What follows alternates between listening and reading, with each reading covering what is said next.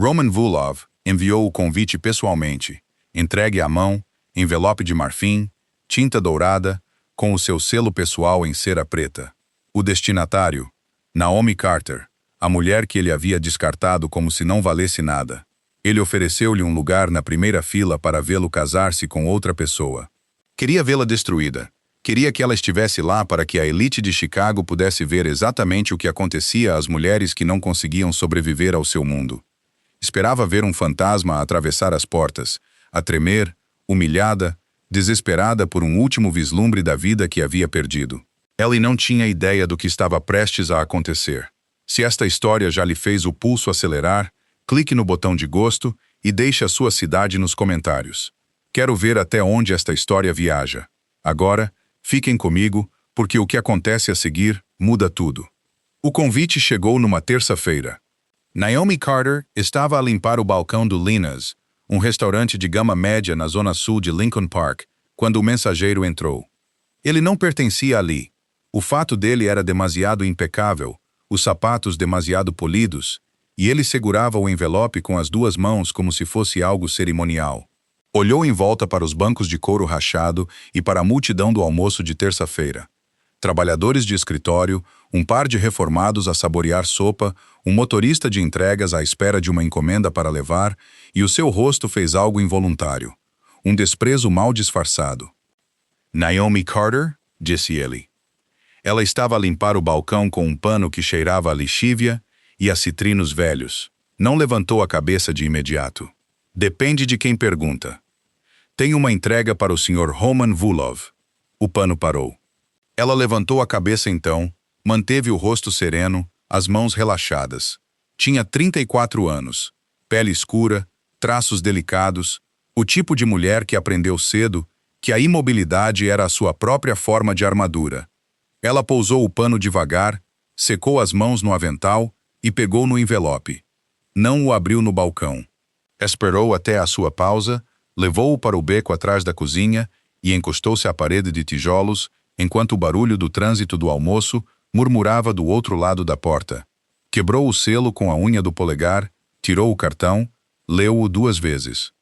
O Sr. Roman Vulov e a Srta. Victoria Ashford solicitam cordialmente a vossa presença nas celebrações do seu casamento. Ela parou de ler em vossa presença. Ele tinha a convidado pessoalmente. Conseguia ver a caligrafia no envelope interior. A caligrafia dele. Aquele traço agudo e angular que ela passou 6 anos a tentar esquecer. Ele não tinha mandado um assistente endereçar. Tinha feito ele próprio. Ela compreendeu imediatamente o que isso significava. Passara tempo suficiente na mente de Roman Vulov para saber como ela funcionava. Ele não estava a estender um ramo de oliveira. Não estava a ser gracioso na vitória. Ela estava a montar um palco. Queria-a na audiência. Queria que Chicago a visse lá, sentada naquelas cadeiras, a vê-lo casar-se com Victoria Ashford, com o seu nome de família rica, no seu penthouse em Wicker Park, e com o seu rosto, que nunca fora tocado por algo tão grosseiro como a adversidade. Queria testemunhas da distância entre o que Naomi se tornara e o que ela outrora representara. Queria terminar o que o divórcio havia iniciado. Naomi ficou naquele beco por muito tempo. O cartão pendia dos seus dedos. Algures para lá dos caixotes do lixo, um alarme de carro disparou e depois silenciou-se. A porta da cozinha bateu, e Marcos, o cozinheiro, saiu para fumar e olhou para ela e disse: "Estás bem?" "Fine", respondeu ela, e ele voltou para dentro. Dobrou o cartão, pô-lo no bolso do avental, voltou a limpar o balcão. Naquela noite, ela ligou para Elias. O telefone tocou 2 vezes antes dele atender. Conseguia ouvir o barulho de fundo, cliques de teclado, o zumbido fraco do ar-condicionado de qualquer torre de vidro de onde ele estivesse a trabalhar. Elias Hawthorne tinha escritórios em 4 cidades e vivia com uma mala metade do ano, e ainda assim sempre parecia estar exatamente onde devia estar. "Olá", disse ele, "apenas para te dizer que ele me convidou para o casamento." Uma pausa. Os cliques do teclado pararam. "Roman." "Sim." "Por escrito." Entregue à mão a caligrafia dele no envelope. Outra pausa, mais longa desta vez. Quando Elias falou novamente, a sua voz era a mesma, baixa e medida. Não um homem que performava emoção, mas algo nela havia mudado em um grau. O que queres fazer? Essa era sempre a sua primeira pergunta. Não o que devemos fazer, ou deixa-me pensar sobre isto, ou qualquer uma das outras 40 maneiras como os homens tentaram direcionar a vida dela. Apenas, o que queres? Ela sentou-se na beira da cama deles no apartamento acima da garagem, o que ela alugava separadamente da casa. Mesmo que Elias tivesse oferecido centenas de vezes para colocar a ela e aos meninos em algo maior, ela sempre dissera que não. Ainda não. Precisava do seu próprio limiar. Ele compreendia isso sobre ela, talvez melhor do que ela própria. Quero ir, disse ela. Silêncio. Naomi, eu conheço os rapazes. Eu sei, Elias. Não vou levá-los para nada, mas fujo da sombra desse homem há 6 anos. E já chega. A sua voz não tremeu. Nunca mais tremeu. Isso exigiu trabalho. Ele construiu este convite para me humilhar. Acho que devemos deixá-lo assistir ao fracasso dele. Ela ouviu-o suspirar. Não de frustração, algo mais como cálculo. Elias Hawthorne construiu uma empresa de tecnologia de 3 mil milhões de dólares, sabendo exatamente quando deixar um problema desenrolar-se em vez de o conter. Ele pensava em resultados, em cascatas, nas consequências a jusante de cada ação. Foi uma das coisas que a inquietou inicialmente nele, e mais tarde, tornou-se a coisa em que ela mais confiava. Tudo bem, disse ele finalmente. Então vamos. Não tens de ir, Naomi. A sua voz era paciente e plana, daquela maneira que significava que ele não ia discutir. Se vais entrar no casamento de Roman Volkov, não vais sozinha. Isso não é negociável. Ela quase sorriu. E os rapazes? Vou ligar para Margaret. Ela pode ficar com eles durante o fim de semana. Uma pausa. Eles vão querer saber para onde vamos. Vou dizer-lhes que temos um compromisso de trabalho. Eles têm 6 anos. Vão fazer 17 perguntas de seguimento. E eu vou responder a 16 delas e desviar a 17ª. Tenho feito isso desde que consegui falar. Desta vez, ele fez algo que se aproximava de uma risada, baixa, meio engolida. Terei o jacto pronto no sábado de manhã. Ela disse boa noite, desligou o telefone, sentou-se no escuro por um tempo. Depois tirou o convite de Roman do bolso do avental, desdobrou-o e leu a coisa completa pela primeira vez. A cerimônia seria na herdade Ashford, em Lake Forest. Sábado, 11 da manhã, um almoço sentado a seguir. 300 convidados. A família Ashford organizava eventos naquela propriedade desde antes de Naomi nascer. E a herdade era o tipo de lugar que aparecia em revistas de arquitetura e páginas sociais, e fazia as pessoas sentirem, simplesmente por estarem em seus terrenos, que estavam a participar em algo histórico. Roman escolhera bem. Ele sempre escolhera bem. Essa era a coisa sobre ele que ela nunca fora capaz de descartar, mesmo quando quis odiá-lo de forma limpa e completa. Tinha bom gosto. Gosto real, não o tipo performativo, e um instinto estratégico que beirava o predatório. Construíra o seu império sobre essas duas qualidades, e sobre a vontade de fazer coisas que outros homens hesitavam. Ela amou-o por isso uma vez. Isso parecia um século diferente. Dobrou o convite novamente. Desta vez, pô-lo na gaveta da mesinha de cabeceira, debaixo de um livro que ela nunca lia. Os rapazes chamavam-se Marcus e Daniel, e tinham 6 anos de idade. E eram os seres humanos mais barulhentos e implacáveis que Naomi alguma vez tinha encontrado na vida, o que diz muito porque ela passou 4 anos na órbita de Roman Volkov. Eram idênticos da maneira que fazia estranhos pararem em parques de estacionamento e supermercados. Ambos tinham uma constituição compacta e rápida, com os olhos escuros de Naomi e um maxilar que não pertencia a nenhum dos pais, e provavelmente a algum tataravô que nenhum deles alguma vez conheceu.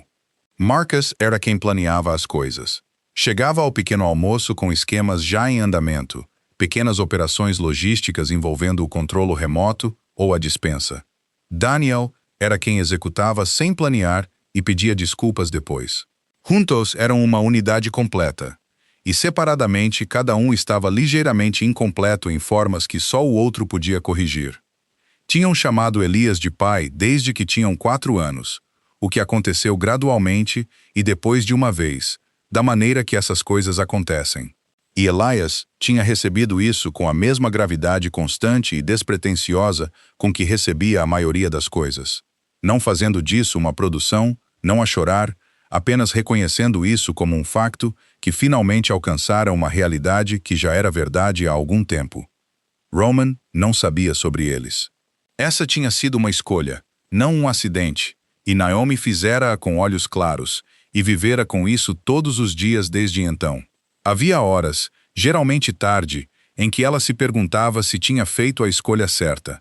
Depois pensava em como o mundo de Roman se parecia por dentro, e a dúvida parava.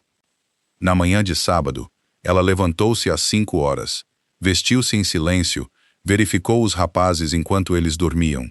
Marcos espalhado com um braço fora do colchão, Daniel enrolado como um punho, e foi para a cozinha beber café e olhar pela janela para a rua antes do amanhecer.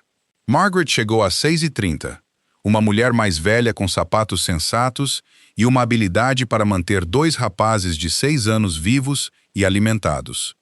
E Naomi repassou as instruções do fim de semana com a minúcia de quem nunca deixara os filhos sem garantir que todas as variáveis estavam contabilizadas. O carro chegou às 7.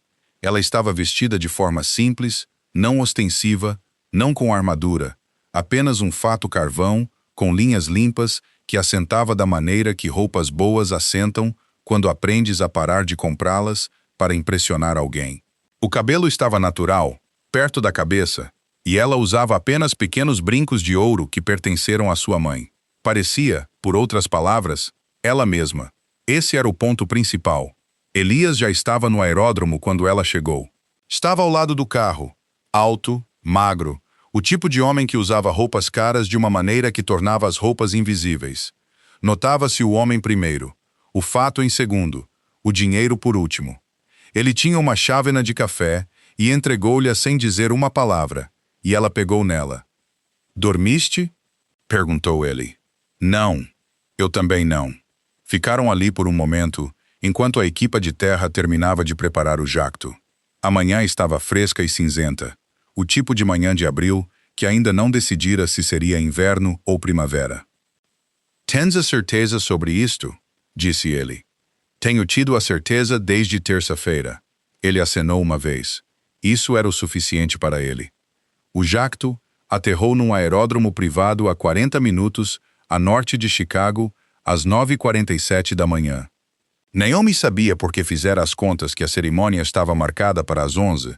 Sabia que uma porção significativa dos convidados, o pessoal de Roman, os que lhe importavam, aqueles cujas opiniões compunham o seu sentido de realidade, estariam a chegar à herdade na hora anterior. Sabia como era quando um jacto privado aterrava num aeródromo rural sem tráfego comercial. Sabia que as pessoas notavam. Ela contava com isso. O que ela não tinha calculado eram os gêmeos. A chamada veio quando estavam a tassear. O número de Margaret no ecrã. Naomi atendeu. "Lamento muito", disse Margaret imediatamente. "Eu disse-lhes que tinhas um evento de trabalho, e o Marcos disse ok. E depois o Daniel começou a chorar e disse que queria ver para onde ias. E depois o Marcos disse que também queria ir. E eu tentei. Naomi, eu tentei mesmo." Ao fundo, ela conseguia ouvi-los, ambos a falar um por cima do outro, e conseguia ouvir a voz do Daniel a fazer aquela coisa que fazia quando estava além do ponto de negociação. Ela olhou para Elias. Ele leu a sua cara. "Quão mal! Eles estão ambos acordados e operacionais." Ele pensou por aproximadamente 2 segundos. "Diz a Margaret para os trazer." "Elias, eles já andaram de jacto antes. Eles adoram o jacto." E honestamente, ele fez uma pausa e algo mudou na sua expressão. Algo que não era bem divertimento, mas estava adjacente a ele. "Honestamente, Naomi, acho que pode ser melhor para o que estás a tentar fazer." Ela olhou para ele. "Queres levar os nossos filhos de 6 anos ao casamento de Roman Vulov?" "Quero que eles vejam a mãe deles, que não tenham medo", disse ele. "E acho que um pouco de caos não é a pior coisa com que poderíamos aparecer." Ela ficou quieta por um momento. Depois disse ao telefone: "Margaret, podes vesti-los e trazê-los ao aeródromo em 45 minutos?" Margaret disse que podia. Aterraram às 12h10. O aeródromo situava-se na periferia rural de Lake Forest, e era tão pequeno que a chegada de um jacto da Hawthorne Industries já estava a atrair olhares dos 2 funcionários que ali trabalhavam. Mas tudo bem, era assim que a informação viajava. Não através de anúncios, mas através de olhares. Os rapazes saíram do avião com casacos azuis escuros iguais que Margaret tinha empacotado porque Margaret sempre empacotava para contingências. E no momento em que o ar os atingiu, ambos iluminaram-se da maneira que as crianças fazem quando recebem uma aventura inesperada. Marcus imediatamente começou a catalogar as aeronaves no tarmac. Daniel correu 6 pés à frente e teve de ser chamado de volta. Naomi pegou em cada um deles pela mão. "Vamos para uma festa?" perguntou Daniel. "Algo assim", disse ela. "Vai haver comida?" "Sim." "Que tipo?" "O tipo chique." Ele considerou isto. "Eu não gosto de comida chique." "Comerás o que houver." "E se eu não gostar?" "Então sentar-te-ás educadamente e não comerás." Ele pensou nisso por mais um momento. "Ok", disse ele, aparentemente decidindo que era um acordo viável. Elias aproximou-se dela e pegou na outra mão de Marcus. Marcus olhou para ele e disse, "Esse é um Cessna Citation, o pequeno." "Tens razão", disse Elias. "Como é que não temos um desses? Temos um tipo diferente. O nosso é melhor?" "O nosso é maior", Marcus acenou, satisfeito. Caminharam em direção ao carro. A herdade Ashford era tudo o que Roman teria querido que fosse. Os portões eram de ferro, antigos e pesados, decorados com flores brancas que alguém gastara muito dinheiro a fazer parecer sem esforço. A entrada sinuosa atravessava árvores antigas que estavam ali desde antes de qualquer uma das pessoas na casa ter nascido. Valets e camisas brancas moviam-se entre os veículos que chegavam com a eficiência coreografada de uma equipa que fora informada e reiteradamente informada. A casa principal ficava no fim da entrada como uma declaração. 3 andares de calcário pálido com janelas altas e um terraço virado a sul que dava para um jardim formal já preparado com cadeiras brancas e um arco floral no fim de uma nave longa, o suficiente para fazer uma declaração sobre a chegada. 300 convidados. Roman dissera 300 convidados, e pelo volume de veículos já estacionados nos lotes laterais, ele tinha entregado exatamente isso. O carro parou na base das escadas frontais. Um valete abriu a porta. Naomi sentou-se imóvel por um segundo. Depois saiu. Ela estava ciente do momento em que aconteceu. Aquela qualidade específica de atenção que as multidões produziam quando algo inesperado entrava no seu campo de visão. Ela já a sentira em outros contextos. E sabia o que era e o que não era. Não era celebridade. Não era beleza, embora lhe tivessem dito que a tinha. Era incongruência. Ela não era quem eles esperavam que saísse daquele carro. Elias veio do outro lado. Os gêmeos saíram depois dele, ambos a piscar os olhos à luz do fim da manhã. Daniel imediatamente a segurar a mão de Elias. Marcus já a olhar para a casa como se a estivesse a avaliar. Elias pousou uma mão na parte inferior das costas de Naomi. Não possessivamente, não performativamente, apenas lá. E subiram as escadas juntos. Ela viu a primeira pessoa a reconhecê-la a meio caminho. Uma mulher num vestido azul pálido, cujo nome Naomi não conseguia lembrar, mas cuja cara ela conhecia dos anos em que estivera ao lado de Roman, em coisas como esta. A boca da mulher moveu-se ligeiramente, formando algo que não era bem uma palavra, e os seus olhos foram de Naomi para Elias, e para os rapazes, e de volta para Naomi. "Bom", pensou Naomi, "deixa que se espalhe." Dentro do hall de entrada da herdade, Ashford era creme e dourado e alto como uma catedral, e cheirava a arranjos florais que custavam mais por dia do que Naomi ganhava num mês no Linas, o que era bom. Ela já tinha estado em salas como esta antes, aprendera a não se incomodar com salas. Uma jovem com auscultadores interceptou-os perto do registro de convidados. "Nome, por favor." "Naomi Carter", disse Naomi. A mulher escaneou a sua lista. Encontrou-a. Um breve lampejo de algo. Surpresa, recalibração, e depois o sorriso profissional voltou a encaixar-se. "Claro, Sra. Carter e seus convidados." Elias Hawthorne, disse Naomi. E Marcos e Daniel. A mulher não escreveu nada depois do nome de Elias. Apenas olhou para cima. Elias Hawthorne não era um nome que exigisse grafia. O seu rosto tinha estado na capa de 3 revistas de negócios nos últimos 18 meses. Havia perfis dele em lugares que as pessoas que frequentavam casamentos em herdades de Lake Forest realmente liam. A compostura da jovem manteve-se a custo, e ela disse, "Bem-vindos", e dirigiu-os para o terraço. Tinham estado dentro da casa durante 4 minutos. Quando chegaram às portas do terraço, Naomi já conseguia sentir a informação a mover-se. Roman ainda não estava lá fora.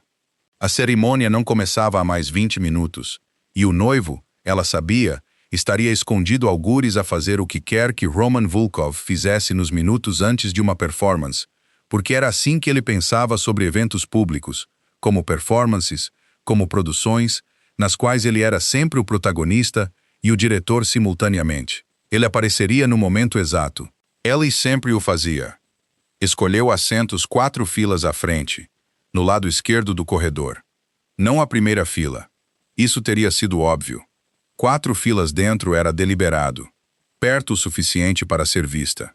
Longe o suficiente para parecer que não estava a tentar. Daniel imediatamente perguntou quanto tempo teriam de ficar sentados. "Um bocado", disse ela. "Quanto tempo é um bocado? Mais tempo do que queres e menos tempo do que parece." Ele encostou-se ao braço de Elias e ficou quieto, o que era o máximo que se podia esperar. Marcos encontrara um besouro no apoio de braço da cadeira adjacente e estava a examiná-lo com a intensidade focada que trazia a tudo.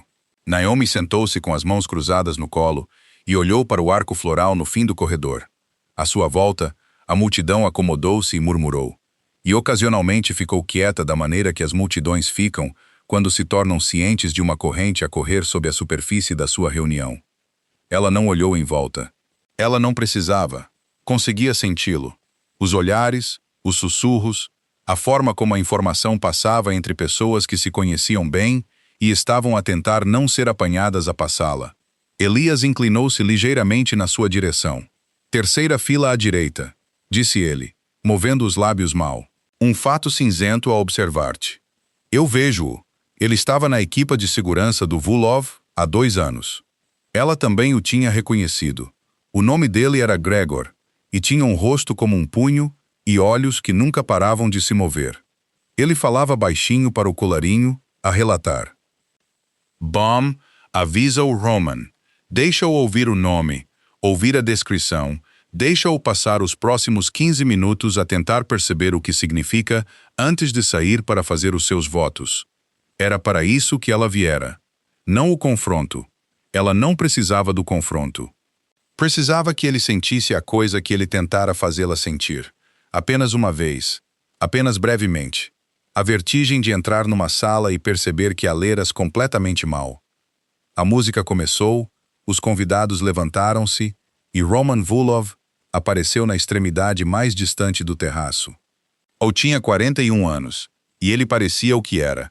Um homem que passara a sua vida inteira a ser a pessoa mais perigosa em qualquer sala em que entrasse, e que usava esse conhecimento da maneira que outros homens usavam confiança, largo nos ombros, fato escuro, o cinzento nas têmporas que aparecera cedo e que ele nunca fizera nada a respeito porque lhe servia. Moveu-se pelo corredor com a facilidade controlada de alguém que se tinha treinado ao longo de décadas para nunca deixar o seu corpo mostrar o que a sua mente estava a fazer. Naomi observou-o. Ele olhava diretamente para a frente, a performar o noivo, a cerimônia, a caminhada de 30 segundos das portas para o arco. E então, e ela sabia o momento exato porque estava a observá-lo, os seus olhos moveram-se, não obviamente, uma fração de grau para a esquerda, 4 filas para dentro. Ela não desviou o olhar, não sorriu. Apenas sentou-se lá e sustentou o seu olhar por exatamente 2 segundos. E nesses 2 segundos, ela deixou que ele visse tudo o que não esperava. Que ela estava ali, que ela estava bem, que estava sentada ao lado de um homem que não precisava de performar poder porque o possuía, e que no apoio de braço da cadeira ao lado dela, um rapaz de 6 anos ainda examinava um besouro com os mesmos olhos escuros que os dela. Roman falhou um passo. Foi infinitesimal. Menos que um tropeção. Mal um desvio. Mas ela apanhou-o. Passara 4 anos a aprender a ler cada milímetro do seu corpo. Ele recuperou o controlo, continuou pelo corredor, chegou ao arco, virou-se para encarar a multidão, mas os seus olhos, por um segundo, voltaram para ela. E o que ela viu neles não foi o que ele planeava que ela sentisse. Foi a primeira vez que viu Roman Volov com medo. A cerimônia durou 45 minutos. Victoria Ashford era bonita na maneira específica de mulheres que sempre tinham sido ditas que eram bonitas e que tinham organizado as suas vidas com base nesse facto. Alta, magra, vestido de marfim que provavelmente tinha um nome que significava algo em francês. A sua expressão estava calibrada precisamente entre alegria e dignidade. Ela disse os seus votos claramente, olhando para Roman, e a sua voz não vacilou. Naomi não tinha nada contra Victoria Ashford. O que quer que a mulher pensasse que sabia sobre Roman Volov, que versão dele lhe fora mostrada, não era responsabilidade de Naomi desconstruí-la. Daniel adormeceu, encostado ao braço de Elias, aos 12 minutos. Marcus passou do besouro para desmontar e remontar silenciosamente um pequeno puzzle que aparecera de algum lugar do bolso do casaco de Elias. Elias sentou-se imóvel e olhou para a frente e ocasionalmente olhou para Naomi, da maneira que tinha de a verificar, sem fazer disso uma coisa. Ela estava bem, ela estava mais do que bem. Ela estava o mais calma que se sentira em 6 anos, o que lhe dizia algo verdadeiro sobre si mesma, que ela guardou para examinar mais tarde. Quando o oficiante disse as palavras, "Podeis beijar vossa noiva", Roman beijou Victoria, e a multidão aplaudiu, e Naomi bateu palmas 3 vezes claramente, e depois as suas mãos voltaram para o seu colo. Tinha acabado. Ele estava casado. Ela tinha assistido a ele a fazê-lo da maneira frontal que ele queria que ela assistisse, exceto que nenhuma coisa sobre como ela apareceu correspondia ao que ele construíra este momento para produzir. Ela devia estar diminuída por isto. Em vez disso, sentiu-se apenas clara. Os convidados começaram a levantar-se para a recepção. E então tudo mudou. Começou como um som. Não o som de uma festa a transitar, não o barulho e murmúrio de 300 pessoas a moverem-se para o champanhe, mas algo mais duro e direcional. Uma porta. Várias portas, vozes que não eram vozes de convidados, vozes com a autoridade específica e contida de pessoas que tinham vindo com papéis e não tinham sido convidadas. Um homem de casaco escuro com 3 letras no colete apareceu na entrada do terraço, e depois outro, e depois mais 6. A música parou. Roman virou-se, e Naomi observou a sua cara fazer algo que ela nunca vira em 4 anos de casamento. Algo que ela não acreditava que fosse capaz de fazer. Ficou incerta. Não com medo, ainda não, mas desfeita como um homem que passara a vida inteira a navegar por uma estrela fixa e olhara para cima para a encontrar desaparecida. Ouviu as palavras a 30 pés de distância. "Senhor Volov, agentes federais, precisamos que venha conosco." O terraço irrompeu. Cadeiras rasparam. Alguém derrubou um arranjo floral e bateu na pedra com um estrondo que enviou pétalas brancas pelo corredor. Victoria Ashford agarrou o braço de Roman, e ele pegou na mão dela e colocou-a de volta ao lado do corpo dela, não de forma rude, apenas com a finalidade plana de um homem que entendia o que estava a acontecer, e sabia que esta parte ele tinha de enfrentar sem ela. Daniel acordou. "O que está a acontecer?" disse ele, confuso e alarmado. "Fica com Elias", disse Naomi. A sua voz estava firme. Elias já tinha ambos os rapazes, uma mão no ombro de Marcus, um braço à volta de Daniel. Ele olhou para Naomi e disse baixinho, "Devemos mover-nos em direção à saída lateral. Dá-me 1 minuto."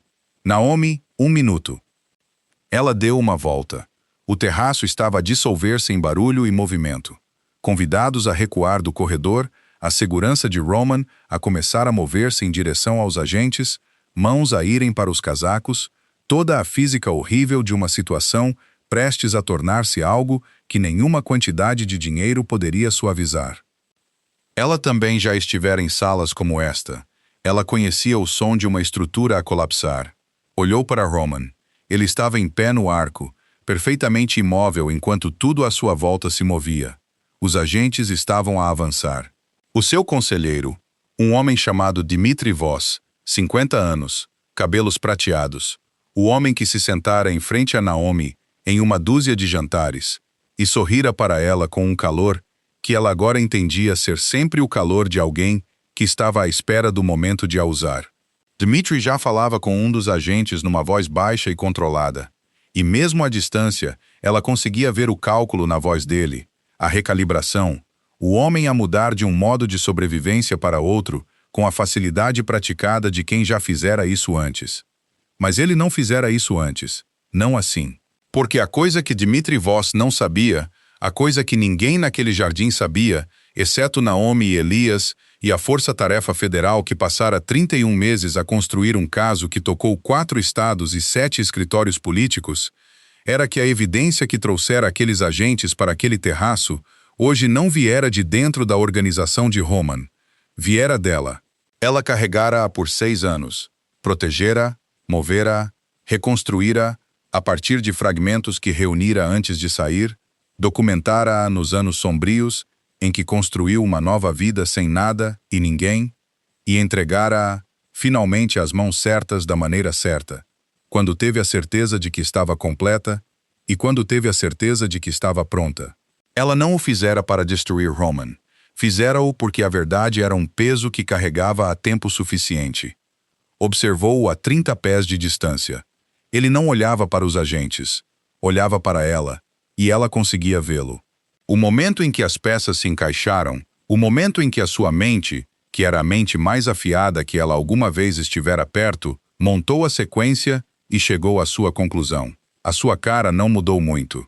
A cara de Roman Vulov quase nunca mudava muito, mas o seu maxilar moveu-se e os seus ombros assentaram num grau e ela reconheceu-o. Não derrota, não raiva, algo mais calmo e mais permanente. Reconhecimento. Ela sustentou o seu olhar por 3 segundos. Depois virou-se e caminhou até onde Elias estava com os rapazes. Marcos olhou para ela. Mãe, há polícias. Eu vejo-os. Estamos em Sarilhos? Ela pegou na mão dele. Não, querido, não estamos. Daniel estava encostado ao lado de Elias, os olhos arregalados, a processar da maneira que ele processava as coisas, silenciosamente, profundamente, com uma minúcia que surgiria como perguntas às 3 da manhã na próxima semana. Ela tocou-lhe na cara com a mão livre. Ele olhou para ela. Ela acenou uma vez e ele suspirou. Elias guiou-os em direção ao portão lateral. Atrás deles, ela ouviu a voz de Roman pela primeira vez naquele dia. Não para ela, não o nome dela. Apenas 2 palavras dirigidas ao agente mais próximo dele. Eu entendo. 2 palavras, calmas e limpas. E ela não olhou para trás. Chegaram ao carro. O motorista já o tinha virado. Os rapazes entraram. Elias segurou a porta. Naomi parou com a mão no batente da porta e ficou no ar de abril e ouviu o terraço atrás dela. O barulho a aumentar, as vozes, um estrondo que ela não conseguia identificar. A maquinaria da consequência finalmente a chegar a um destino que fora posto em movimento anos antes de qualquer uma das pessoas, naquele terraço, ter compreendido totalmente o que lhes estava a acontecer. Há 6 anos, ela saíra da vida de Roman Vulov, sem nada além das roupas que vestia e um segredo que ainda não sabia como usar. Tinha 28 anos e estava aterrorizada de uma maneira que nunca deixara ninguém ver, nem então, nem desde então, porque o terror era um luxo que ela não podia pagar. Tinha pago um preço diferente em vez disso. Entrou no carro. A porta fechou-se. A mão de Elias encontrou a dela na escuridão do banco de trás, e ela segurou-a e olhou pela janela enquanto a herdade recuava atrás deles, as cadeiras brancas a espalhar-se, os agentes a moverem-se em formação, o arco floral ainda de pé, no fim do corredor arruinado, como algo que ainda não sabia que tinha acabado. Marcus disse: "Para onde vamos agora?" "Para casa", disse ela. "Qual casa?" Ela pensou nisso por um segundo. "A nossa", disse ela. O carro saiu pelos portões de ferro. A herdade desapareceu atrás das árvores antigas. Algures lá atrás, no meio das ruínas de um casamento que fora desenhado para ser um espetáculo da sua diminuição, algo estava a começar que ela pusera em movimento e já não podia parar. E ela não tinha a certeza Se tinha compreendido totalmente até este momento, quantas pessoas iam aprender coisas que nunca poderiam desaprender. O que ela não sabia, o que ela não podia ter sabido, sentada naquele carro com os seus filhos, e o homem em que confiava, e a luz de abril a entrar pela janela, era que a evidência que entregara não era a única coisa que se movera na escuridão. Dmitri Voss sabia que algo estava a vir, e ele preparara-se. O carro estava a 20 minutos do aeródromo, quando o telemóvel de Elias começou a mover-se. Não a tocar, a mover-se da maneira que os telemóveis fazem, quando múltiplas chamadas chegam simultaneamente e o dispositivo não consegue acompanhar a sua própria urgência. Ele olhou para o ecrã e não atendeu nenhuma delas. Virou-o com o ecrã para baixo no joelho e olhou pela janela para a paisagem plana de abril e não disse nada por um momento. E Naomi, que aprendera a ler os seus silêncios da mesma maneira que aprendera a ler os de Roman, esperou. Lena Park, disse ele finalmente. Naomi virou-se. E sobre ela? Gila está a tentar contactar-me desde as 10 desta manhã, antes de aterrarmos. Ele fez uma pausa. Ela é a procuradora-geral dos IWOS Naomi. Se ela estava a ligar antes dos agentes se moverem na herdade, significa que o cronograma se adiantou, disse Naomi. Significa que algo mudou. Olharam um para o outro através do banco de trás. Os rapazes estavam na fila do meio, Daniel adormecido novamente contra a janela. Marcos a trabalhar silenciosamente em algo no tablet de Elias com auscultadores, absorto e alheio. Naomi olhou para eles por um segundo, e depois olhou de volta para Elias. Liga para ela, disse ela. Ele fê-lo. Colocou o telefone em volume baixo e segurou-o entre eles. Lena Park atendeu ao primeiro toque. A sua voz era a voz de uma mulher que estivera acordada desde antes do amanhecer e pretendia continuar assim. Diz-me que estás fora de Lake Forest e a caminho do aeródromo, disse Elias. Bom, não voltes. Nem hoje, nem amanhã. Uma pausa em que podiam ouvir o ruído de fundo, sons de escritório, vozes, o caos controlado particular de uma operação federal em execução. Voss moveu-se mais rápido do que prevíamos. Ele tinha um protocolo secundário em vigor. Encontramo-lo esta manhã às 6, quando um dos nossos informadores dentro da organização enviou um sinal. Que tipo de protocolo? Naomi disse. Um momento. Lena Park conhecia a voz de Naomi. O tipo que envolve a realocação de documentação. Ele tem estado a mover registros físicos das propriedades de Volkov desde quarta-feira, a prepará-los em algum lugar que ainda não temos sob vigilância. A sua voz era precisa e sem ornamentos. Ele sabia que estávamos a vir. Ele não sabia quando, mas sabia. Naomi sentiu algo mudar no seu peito. Não medo, mas perto de uma raiva controlada, o tipo que tinha utilidade. Quanto ele moveu? Ainda não sabemos. O que temos é sólido. A arquitetura financeira, as ligações políticas, as cópias do livro Razão que forneceste, essas estão intactas e têm peso. Mas Voss vai tentar reestruturar a narrativa. Ele vai dizer que foi um denunciante. Ele vai dizer que Roman foi o arquiteto de tudo e que ele estava a documentá-lo de dentro. Uma pausa. Ele tem construído essa história há 2 anos. Encontramos os rascunhos. Elias disse, como queres lidar com isso? Quero que Naomi fique formalmente registrada esta semana, antes dos advogados de Voss apresentarem qualquer coisa. Outra pausa. Eu sei que não é o que querias. Naomi disse. Está tudo bem. Naomi, Lena disse. Está tudo bem. Eu vou marcar a reunião. A chamada terminou. O carro continuou pela manhã cinzenta de abril. Naomi sentou-se com as mãos no colo e olhou para nada em particular por muito tempo. E Elias não tentou preencher o silêncio, o que era uma das razões pelas quais ela ainda estava de pé. Estavam de volta a Chicago no início da tarde. Elias levou os rapazes para a casa. Naomi foi para o seu apartamento acima da garagem e sentou-se à mesa da cozinha com um copo de água que não bebeu, e pensou em Dmitri Voss. Conhecera-o há 4 anos. Essa era a parte que exigia a análise mais honesta. Não que ele estivesse a gerir uma manipulação de dentro da organização de Roman que ela entendia há algum tempo, mas que ela se sentara em frente a ele, em mesas de jantar e em salas de conferência, e nas reuniões familiares feias e exaustivas que o mundo de Roman exigia, e ela não o vira. Vira um pragmático. Vira um homem que suavizava as coisas e gerenciava os piores impulsos de Roman, e ocasionalmente olhava para ela com algo que se assemelhava a respeito.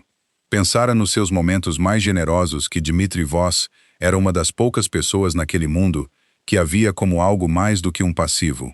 Ele estava a transformá-la num passivo o tempo todo. A coisa específica que Lena Park lhe dissera meses antes, quando o quadro começou a clarear, a coisa com que Naomi se sentara desde então, a girá-la como algo com uma borda que ela não conseguia encontrar o lugar seguro para segurar, era isto. Dmitri orquestrara a deterioração do seu casamento, não o criara do nada.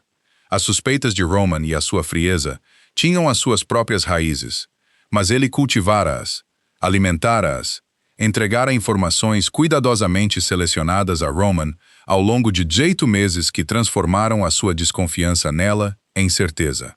E a informação fora concebida não apenas para acabar com o casamento, mas para o acabar de uma maneira específica, publicamente, com Roman como a parte lesada, para que a credibilidade de Roman dentro da rede permanecesse intacta e quaisquer alegações que Naomi pudesse fazer mais tarde sobre o que vira dentro da organização chegassem já desacreditadas. Ela fora afastada, como um problema, como uma variável. Sentou-se à mesa da cozinha até o copo de água ficar morno e a luz através da janela ter mudado, e ouviu à distância o som dos rapazes no quintal. Comentário operacional de Marcus a transportar algum tipo de comentário, a alta risada de Daniel, a resposta baixa de Elias, e ela fez-se ouvir por um minuto inteiro antes de se levantar e ir para a janela. Estavam a jogar algo que envolvia paus e um conjunto elaborado de regras que só eles entendiam completamente. Elias estava sentado no degrau de trás com as mangas arregaçadas e o casaco no corrimão, a segurar uma chávena de café e a observá-los com a expressão que ele tinha quando estava totalmente presente em algum lugar. Não distraído, não a gerir nada, apenas lá. Era uma cara que ela ouvira fazer no oceano uma vez, e numa peça de música que ela lhe tocara, e agora há 2 rapazes de 6 anos que não faziam ideia do que a sua mãe fizera no dia. Observou até Daniel tropeçar e se equilibrar e olhar imediatamente para Elias, que fez um pequeno gesto afirmativo, e Daniel endireitou-se e voltou ao que quer que o jogo exigisse dele. Desceu. A chamada de Roman chegou às 18h47 daquela noite. Ela quase não atendeu. Ficou na cozinha com o telefone na mão e olhou para o nome dele no ecrã. Apenas Roman, da maneira que ela o guardara anos atrás, e nunca mudara, e pensou em deixá-lo ir para o correio de voz. Depois pensou no que isso significaria, no que a evitá-lo lhe custaria, e atendeu. "Preciso de falar contigo", disse ele. A sua voz era a mesma. Essa foi a primeira coisa que ela registrou. Que 6 anos, um casamento com outra pessoa, uma detenção federal no seu próprio casamento, e o que quer que as últimas 8 horas tivessem contido, não tinham mudado a qualidade fundamental da sua voz. Ainda era baixa e controlada, e carregava o peso de um homem que dizia as coisas uma vez e esperava que fossem ouvidas. "Tens 10 minutos", disse ela, não ao telefone. "Roman, eu sei o que isso parece. Sei porque não queres." Uma pausa. Ela conseguia ouvir algo ao fundo. Não a herdade. Algo mais pequeno, mais contido. Tinham-no processado e libertado sob condições, aparentemente. "Não estou a pedir nada. Preciso de te dizer algo que precisas de ouvir antes de os advogados de voz apresentarem amanhã de manhã." Ela ficou quieta por um momento. "Onde estás?" "O apartamento na superior. Aquele de que nunca gostaste." Ela nunca gostara dele porque não tinha janelas que dessem para nada além do edifício vizinho, e cheirava a produtos de limpeza que a sua empregada usava. E sempre lhe pareceu um lugar onde Roman ia, quando queria desaparecer de si mesmo, o que agora ela supunha que fazia sentido. "1 hora", disse ela. "Estou a trazer alguém." Elias Hawthorne. A maneira como disse o nome não foi o que ela esperava. Não desprezo, não a demissão performativa a que Roman recorria quando se sentia ameaçado. Algo mais plano. Algo que lhe dizia que ele já tinha passado parte das últimas 8 horas a fazer exatamente o que ela esperava que ele fizesse. a descobrir exatamente quem Elias Hawthorne era, o que ele construiu, qual era o seu valor e, mais importante, o que a sua presença naquele casamento significava. Sim, disse ela. Tudo bem, disse Roman. O apartamento na superior, ficava no 14º andar de um edifício que fora caro uma vez, e agora era meramente adequado, que era o tipo de lugar que Roman mantinha especificamente porque ninguém que o conhecesse bem o procuraria lá. O porteiro não pestanejou para eles. O elevador era lento. Elias não disse nada no elevador. Dera muito pouca coisa desde que ela lhe contara sobre a chamada. Apenas perguntou 2 vezes se ela tinha a certeza e aceitou a sua resposta ambas as vezes. Ele estava ao lado dela agora com as mãos nos bolsos do casaco e a sua cara arranjada na expressão que usava em negociações. Não fechada, não hostil, apenas fundamentalmente ilegível, que era uma posição mais poderosa do que a hostilidade. Roman atendeu a porta ele próprio. Estava fora do fato de casamento. Calças escuras, uma camisa cinzenta, sem casaco, as mangas arregaçadas. Parecia sem a cerimônia e a produção da herdade o que era.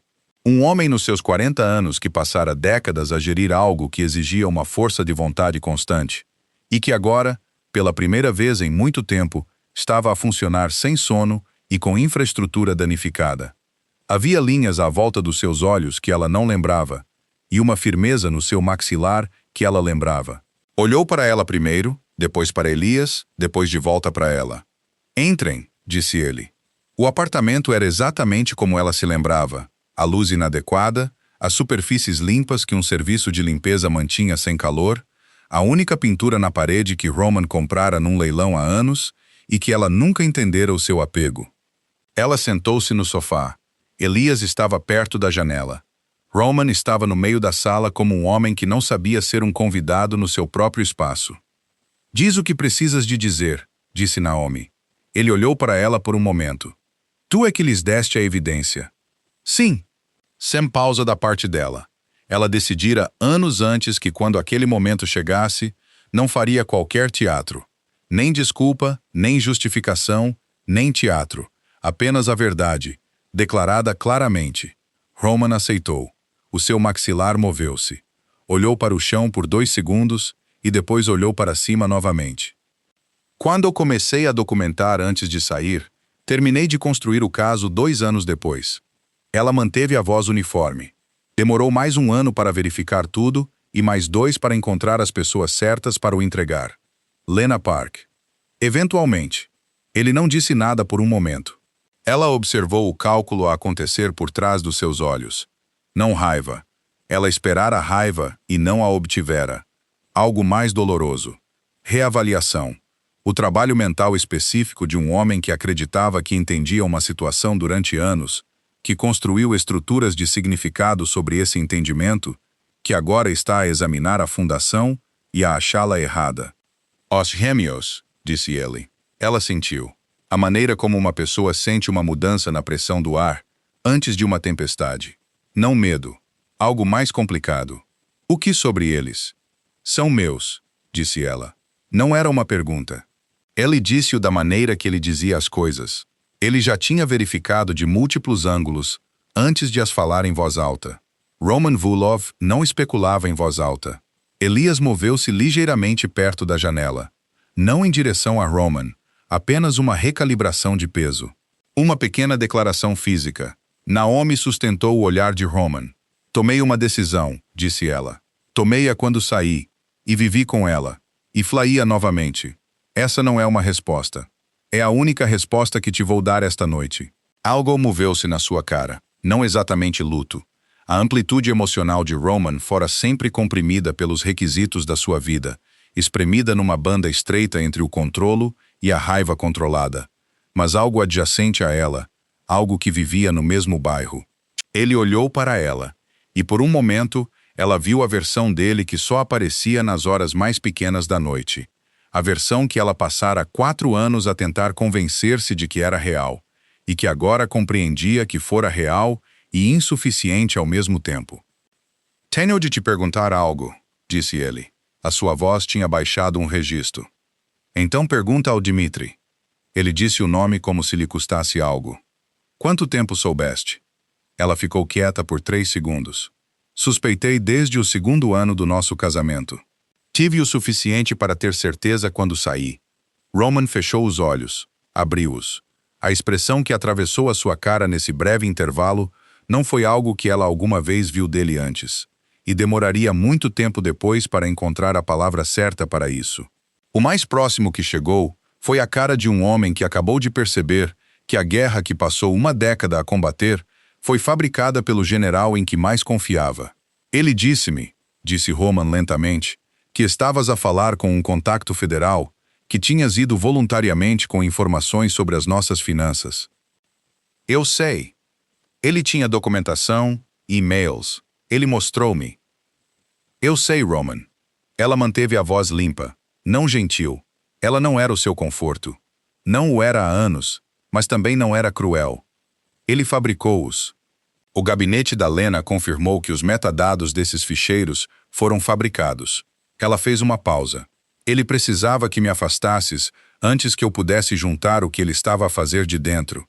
Eu era a única pessoa próxima o suficiente para o ver. Roman ficou muito quieto. Os e-mails que ele te mostrou, continuou ela. Os registros de conversação, o contacto com o escritório federal que supostamente provava que eu estava a construir um caso contra ti, tudo veio do Dmitri, curado e cronometrado para te atingir, nos momentos em que já estavas mais inclinado a acreditar. Ela fez uma pausa.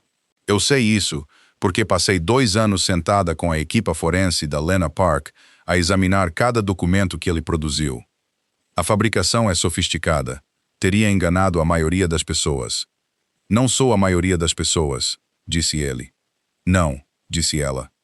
Eis um homem que construiu toda a sua vida sobre o princípio de que a confiança era um passivo, o que te tornou exatamente o alvo certo.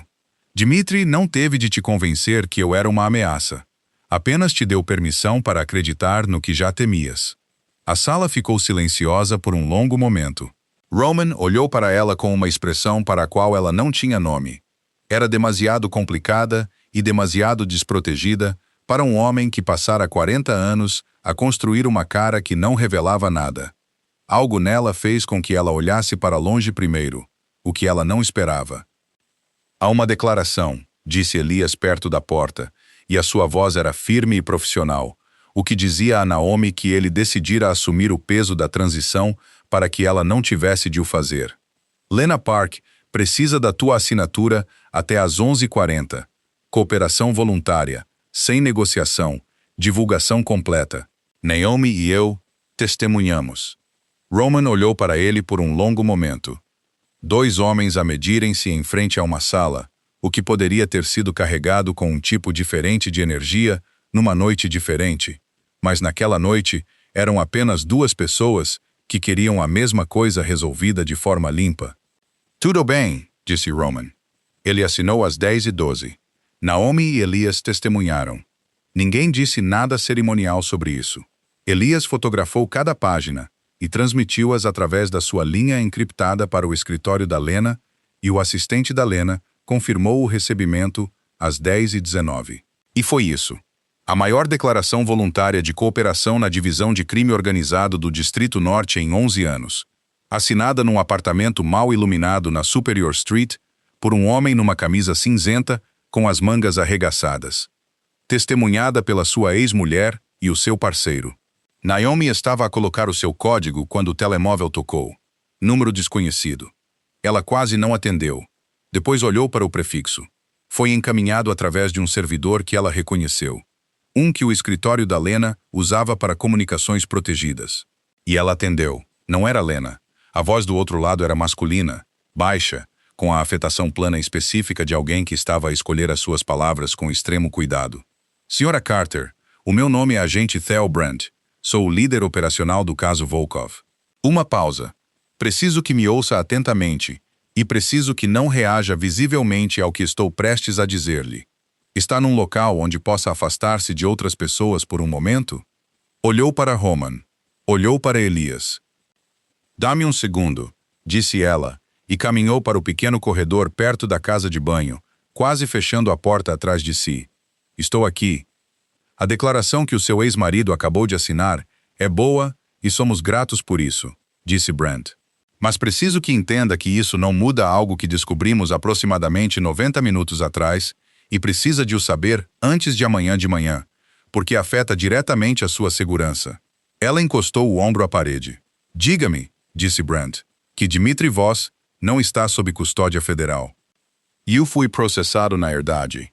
Ele foi transportado, mas algures entre a herdade e o edifício federal, durante uma transferência que acreditávamos ser rotineira, ele foi libertado por agentes que desde então foram identificados como operando sob uma diretiva separada. Uma pausa. Ele teve ajuda de dentro. Ainda não sabemos quão profundo isso vai ou quem o autorizou especificamente. O que sabemos é que, a partir de aproximadamente as 20 horas de hoje à noite, Dmitry Voss não está onde deveria estar. Naomi ouviu as palavras. Ouviu-as individualmente e ouviu-as em sequência, e o seu cérebro montou o seu significado corretamente na primeira passagem. Ela não era uma pessoa que precisava de coisas repetidas. Ele está solto, disse ela. Ele está solto. E com base em documentos que encontramos nos ficheiros do protocolo secundário que ele preparara, os que ele estava a preparar para realocar, a voz dela não modulou, o que era de alguma forma pior do que se tivesse modulado. Temos motivos para acreditar que você está especificamente nomeada num plano de contingência. A voz de Brent não modulou, o que era de alguma forma pior do que se tivesse modulado. Não para fins legais, não para alavancagem. Sra. Carter, o plano de contingência é uma ameaça à sua segurança e potencialmente à sua família. Parou de respirar por exatamente 2 segundos. Depois recomeçou calmamente, deliberadamente, porque não ia perder-se num corredor no apartamento de Roman Vulov. Os meus filhos, disse ela, temos uma unidade a caminho do seu endereço residencial há 8 minutos. Eles devem estar a chegar. Ela ouviu-o a verificar algo. Eles devem estar no local agora. Ela já estava a voltar para a sala principal. Empurrou a porta. Ambos os homens olharam para ela imediatamente. Elias porque leu a sua cara em menos de 1 segundo. Roman porque esteve a olhar para a porta desde que ela saiu.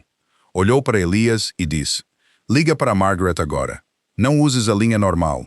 Usa a aplicação segura. Estava a vestir o casaco enquanto falava. Diz-lhe para não abrir a porta a ninguém até ver um distintivo federal através da câmara. Elias já tinha o telemóvel na mão antes de ela terminar a frase. Roman levantou-se. O que aconteceu? Voss está solto. Ele tinha ajuda de dentro. Algo atravessou o rosto de Roman. E ela reconheceu. Ela já vira antes. É a expressão específica que ele tinha quando uma situação ultrapassara a fronteira onde o cálculo era útil e entrara no território onde a ação era a única moeda. O seu maxilar fixou-se. Os seus ombros baixaram ligeiramente, o que em Roman significava o oposto do que significava na maioria dos homens. Significava que ele se livrara do peso da deliberação e estava a mover-se para algo mais simples e mais perigoso. Para onde vão? Disse ele. Ainda não sei. Os rapazes estão com uma babá. Agentes já estão lá. Isso não é. Ele parou. A sua voz estava muito controlada. Naomi, agentes federais fora de uma casa não param alguém que sabe o que Dmitry sabe sobre contrariar a presença federal. Ele treinou metade do aparelho de segurança com que esses agentes trabalham. Ele olhou para ela e ela viu novamente. A coisa que ela vira no casamento, a coisa que ainda não tinha nome, exceto que era real, e estava totalmente apontada para os 2 filhos que ele não conhecia até esta tarde e que aparentemente, nas horas desde então, decidira que eram dele para proteger. Precisamos de os mover. Elias voltou para a sala. Margaret tem-nos. Agentes estão no local. Ela confirmou visualmente o distintivo. Ele olhou para Naomi. Querem que nos movamos para um local seguro. O escritório do Brent está a sugerir o escritório de campo federal. Não, disse Roman. Elias olhou para ele. A falha interna significa que não sabes quem autorizou a transferência de voz, disse Roman. A sua voz era plana e operacional. Se isso for profundo o suficiente, o escritório de campo não é seguro. Estás a entrar num edifício cuja integridade está atualmente não verificada. Ele olhou diretamente para Elias. Tem um local, propriedade mantida sob um nome que não tem ligação a mim, legalmente ou em papel. Dmitri não sabe que existe. Nunca o usei para nada relacionado com a organização. Comprei-o há 10 anos por uma razão de que já não preciso e nunca tive motivo para o usar. Ele fez uma pausa. Abrigará 8 pessoas confortavelmente e tem a sua própria fonte de energia e nenhuma pegada digital. Elias ficou quieto por um momento, olhando para ele com a expressão que usava quando estava a executar uma avaliação rápida sobre se devia confiar em algo. Por que tens uma propriedade que não existe em papel? Disse Elias. Não uma acusação, apenas a pergunta. Porque passei 20 anos no mundo onde poderia vir o dia em que precisaria de desaparecer com as pessoas que importavam. Roman disse, eu preparei-me para isso. A pessoa com quem me preparei para desaparecer já não está na minha vida, mas a propriedade ainda está lá. A sala ficou silenciosa. Naomi olhou para Roman por um longo momento. Pensou em tudo o que sabia sobre ele, o registro real dele. Não a versão que ela construíra nos anos da sua raiva, não a versão que suavizara nos anos da sua cura, mas o registro real de quem ele era e do que ele era capaz, que era um documento complicado e irreconciliável. Pensou no que Brunt dissera. Pensou em Dmitri Voss num carro em algum lugar da cidade, a mover-se em direção a um plano de contingência que tinha o seu nome. Pensou em Marcus a examinar um besouro no apoio de braço de uma cadeira. A alta risada de Daniel no quintal. Diz ao Brent que nos vamos mover independentemente, disse ela a Elias. Dá-lhe o canal para nos contactar, mas não lhe des uma localização ainda. Elias acenou uma vez e afastou-se para fazer a chamada. Naomi olhou para Roman. Se esta localização é o que dizes que é, é. Se estás a usar esta situação para construir alavancagem, eu não estou. A sua voz era calma e absolutamente sem performance. Eu sei o que parece. Eu sei o que sou. Eu sei que não tens motivo para. Ele parou, pressionou os lábios por um momento. São os meus filhos, disse ele. O que quer que eu seja, o que quer que eu tenha feito, essa é a única coisa verdadeira nesta sala agora. Não vou deixar que Dmitri Voss chegue perto deles. Ela sustentou o seu olhar, e este era o momento. Ela compreendeu-o enquanto acontecia, sentiu o seu peso, a maneira como certos momentos se anunciavam como permanentes mesmo antes de estarem terminados.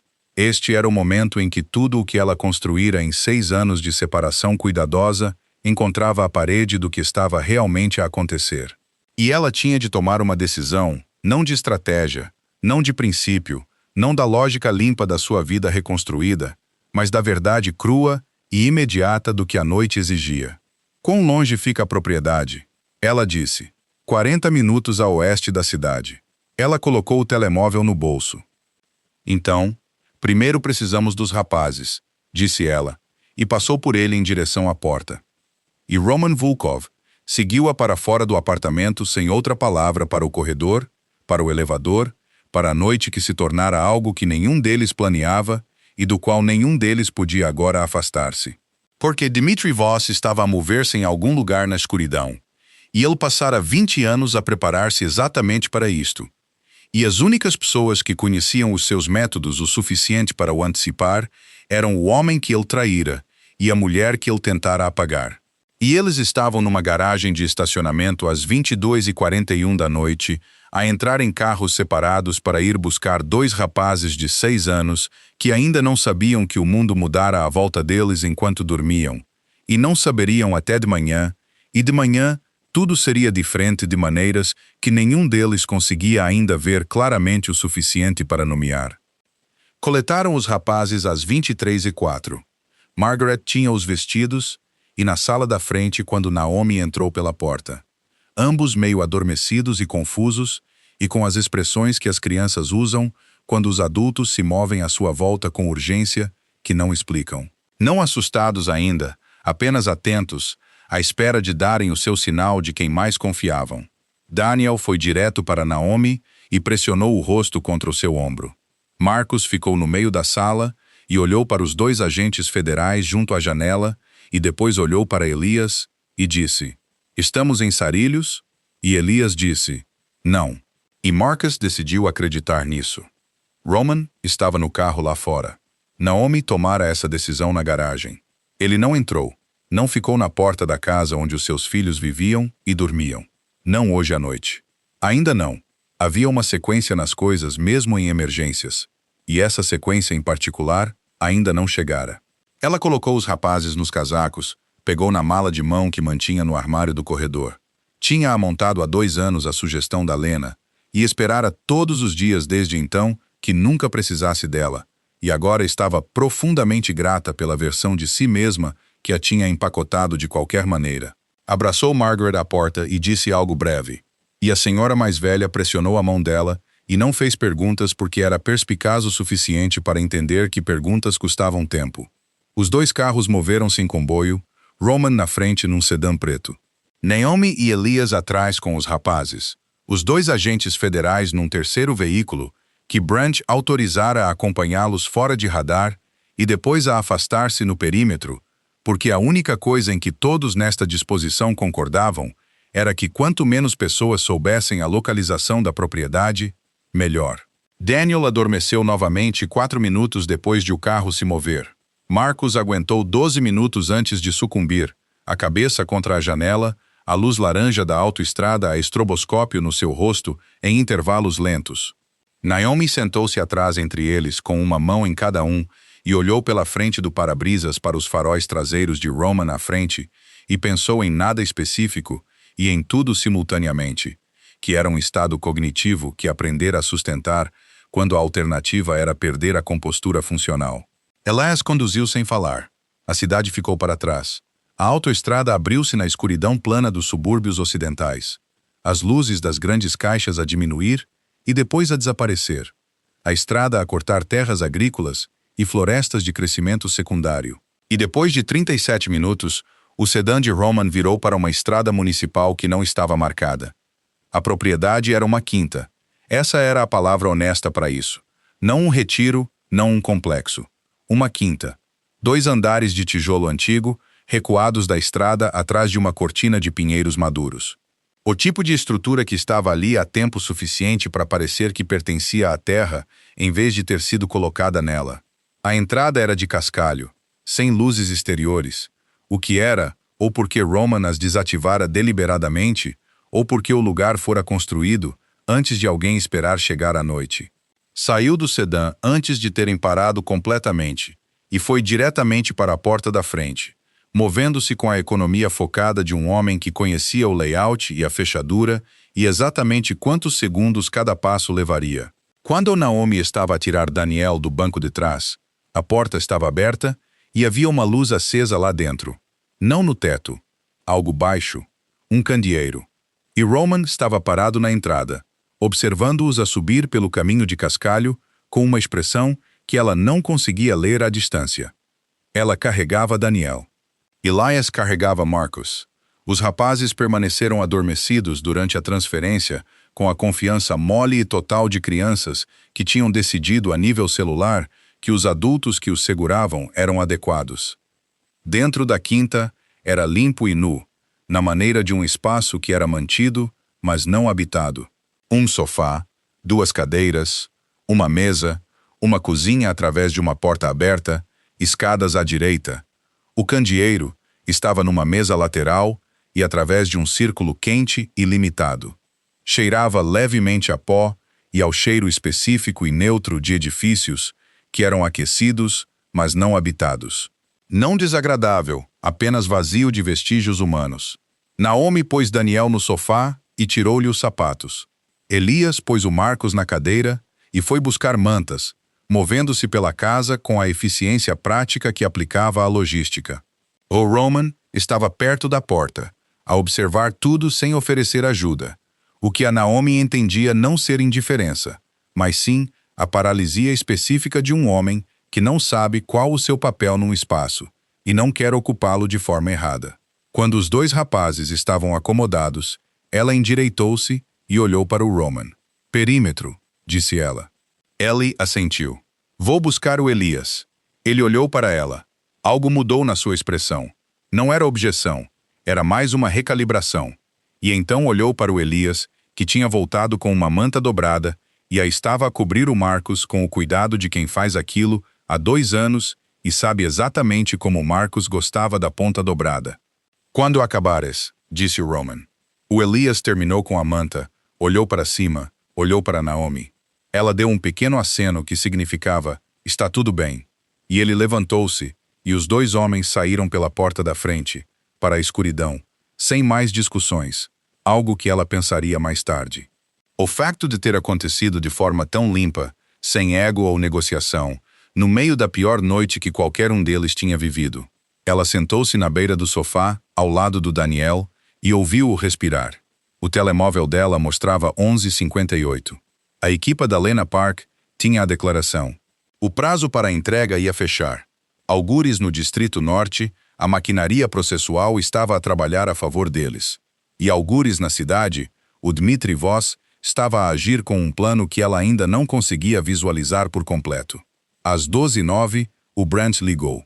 A entrega do cúmplice estava bloqueada. Conseguimos antecipar-nos, disse ele. Essa é a boa notícia.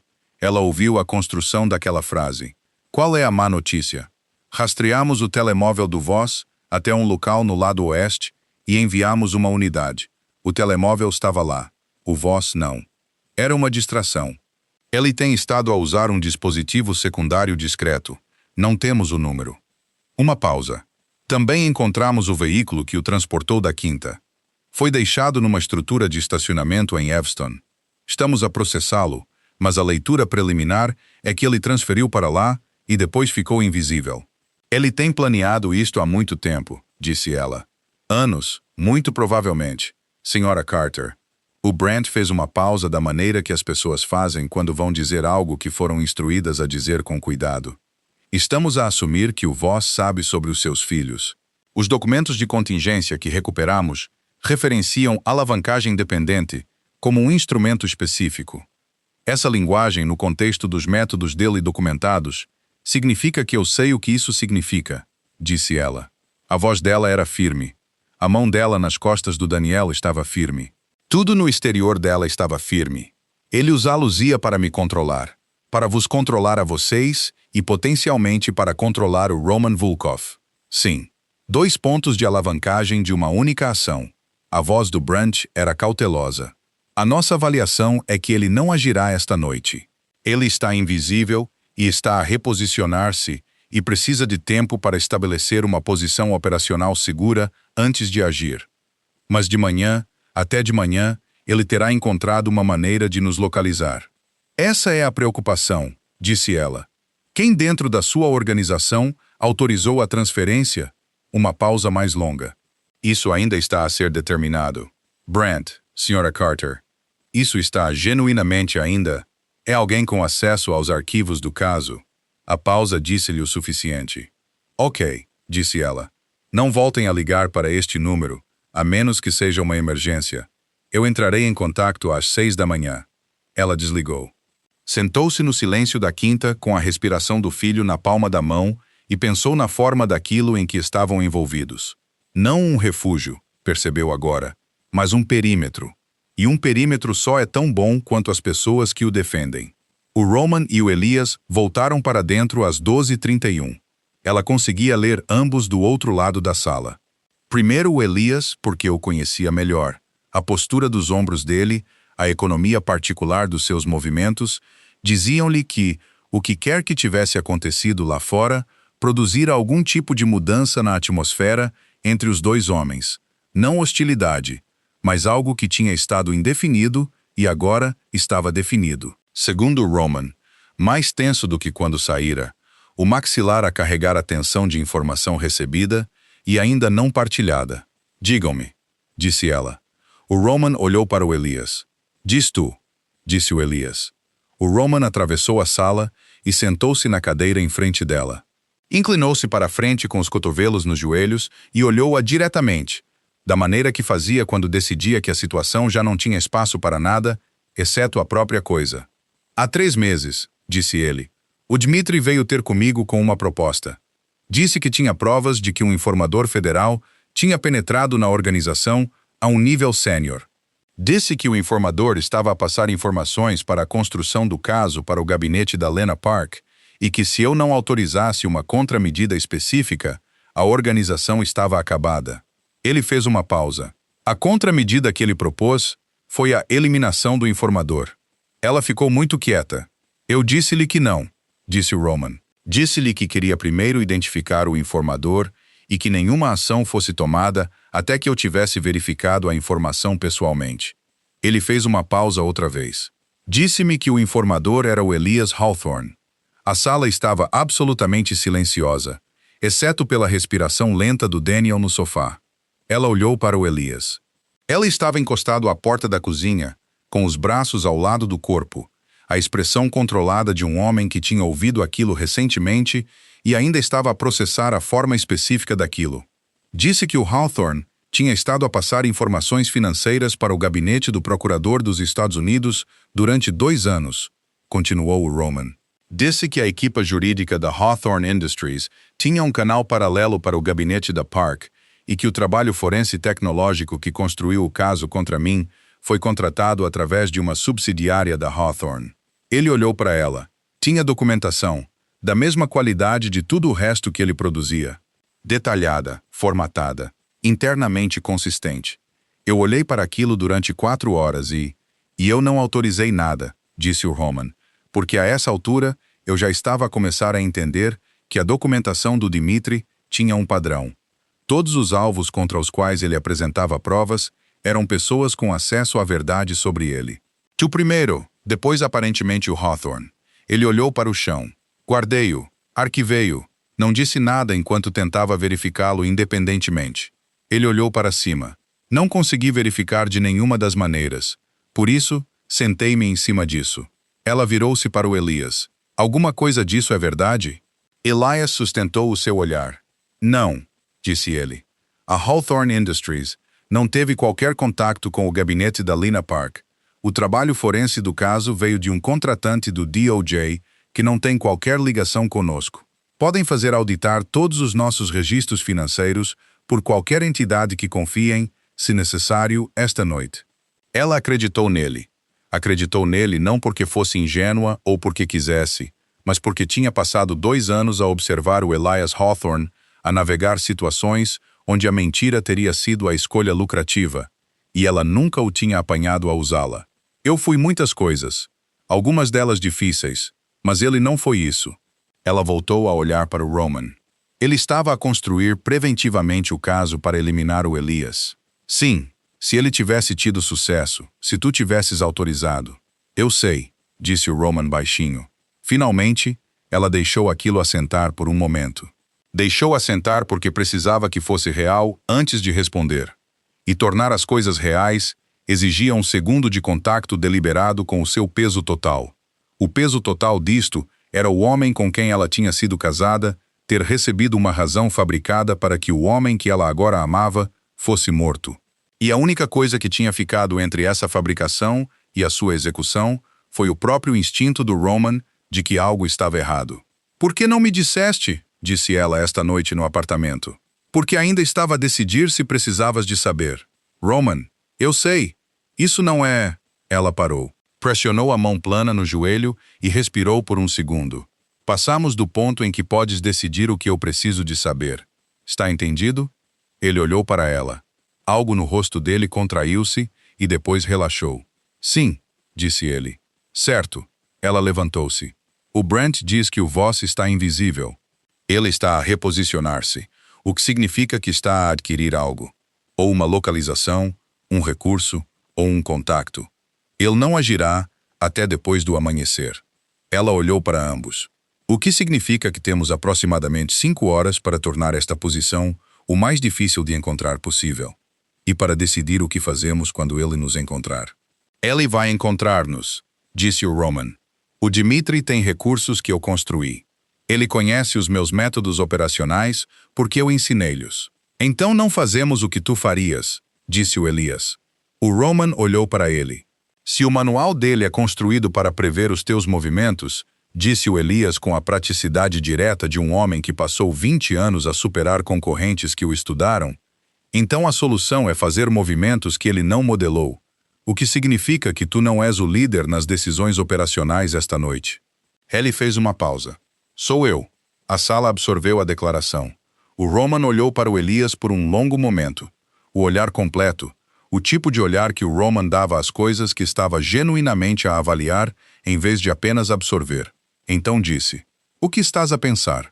"Estou a pensar que o Voss tem um objetivo primário e dois secundários. O primário é neutralizar o caso contra ele, que está agora trancado no registro e fora do seu alcance. Os secundários são alavancagem e saída.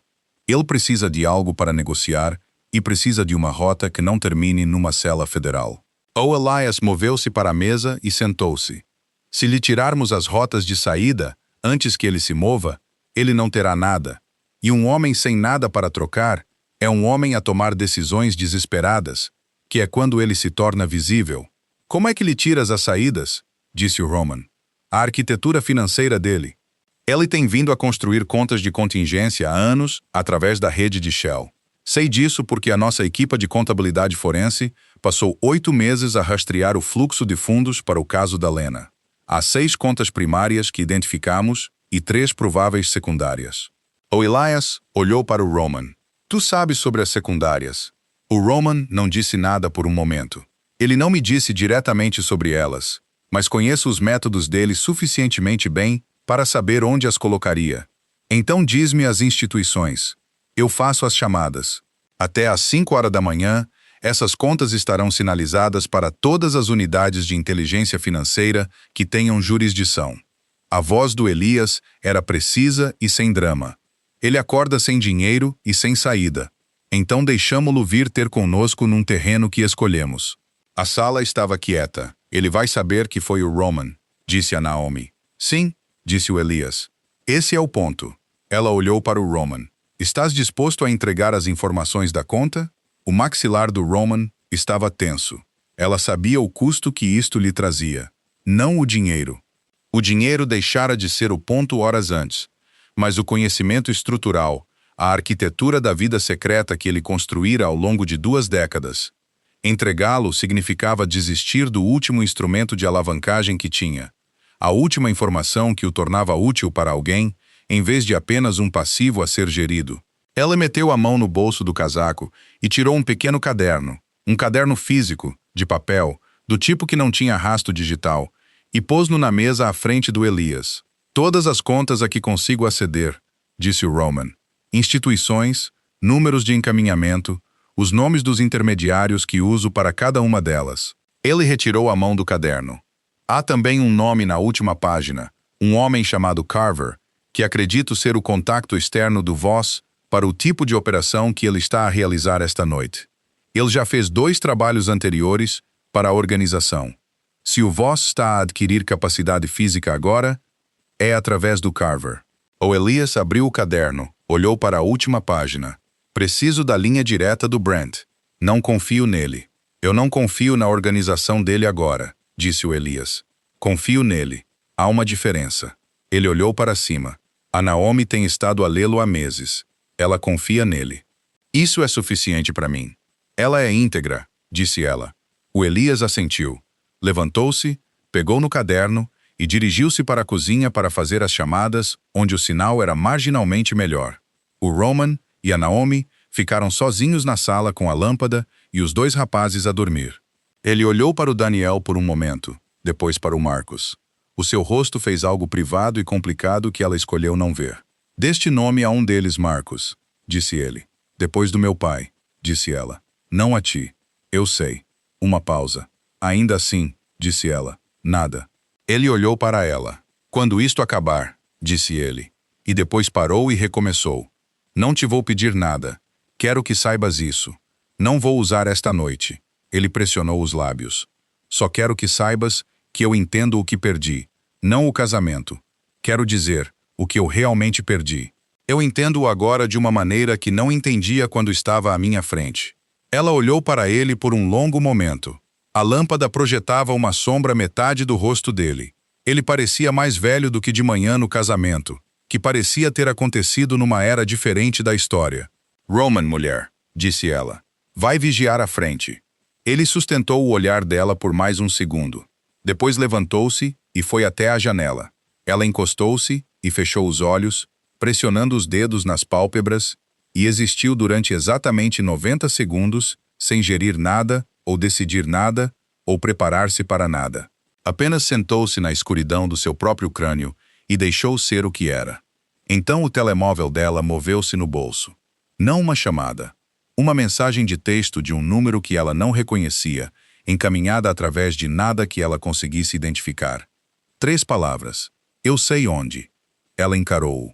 Depois chegou uma segunda mensagem, e o frio que lhe percorreu o peito quando a leu foi o frio específico de uma pessoa que acabou de perceber que o perímetro que achava que estava a construir já tinha sido encontrado pelo lado de fora, e que as 5 horas que acreditava ter era um número que já não significava nada. Porque lá fora, na escuridão da zona rural de Illinois Ocidental, para lá da barreia de pinheiros que o Roman acreditava que ninguém sabia, algo já se movia em direção à entrada de Gravilha, e os rapazes dormiam no sofá, e o Elias estava na cozinha com o caderno do Roman, e o Roman estava à janela de costas para a sala. E a segunda mensagem dizia apenas, manda-o sair, ou eu mando alguém entrar. Ela mostrou o telemóvel ao Roman. Ele leu as 2 mensagens.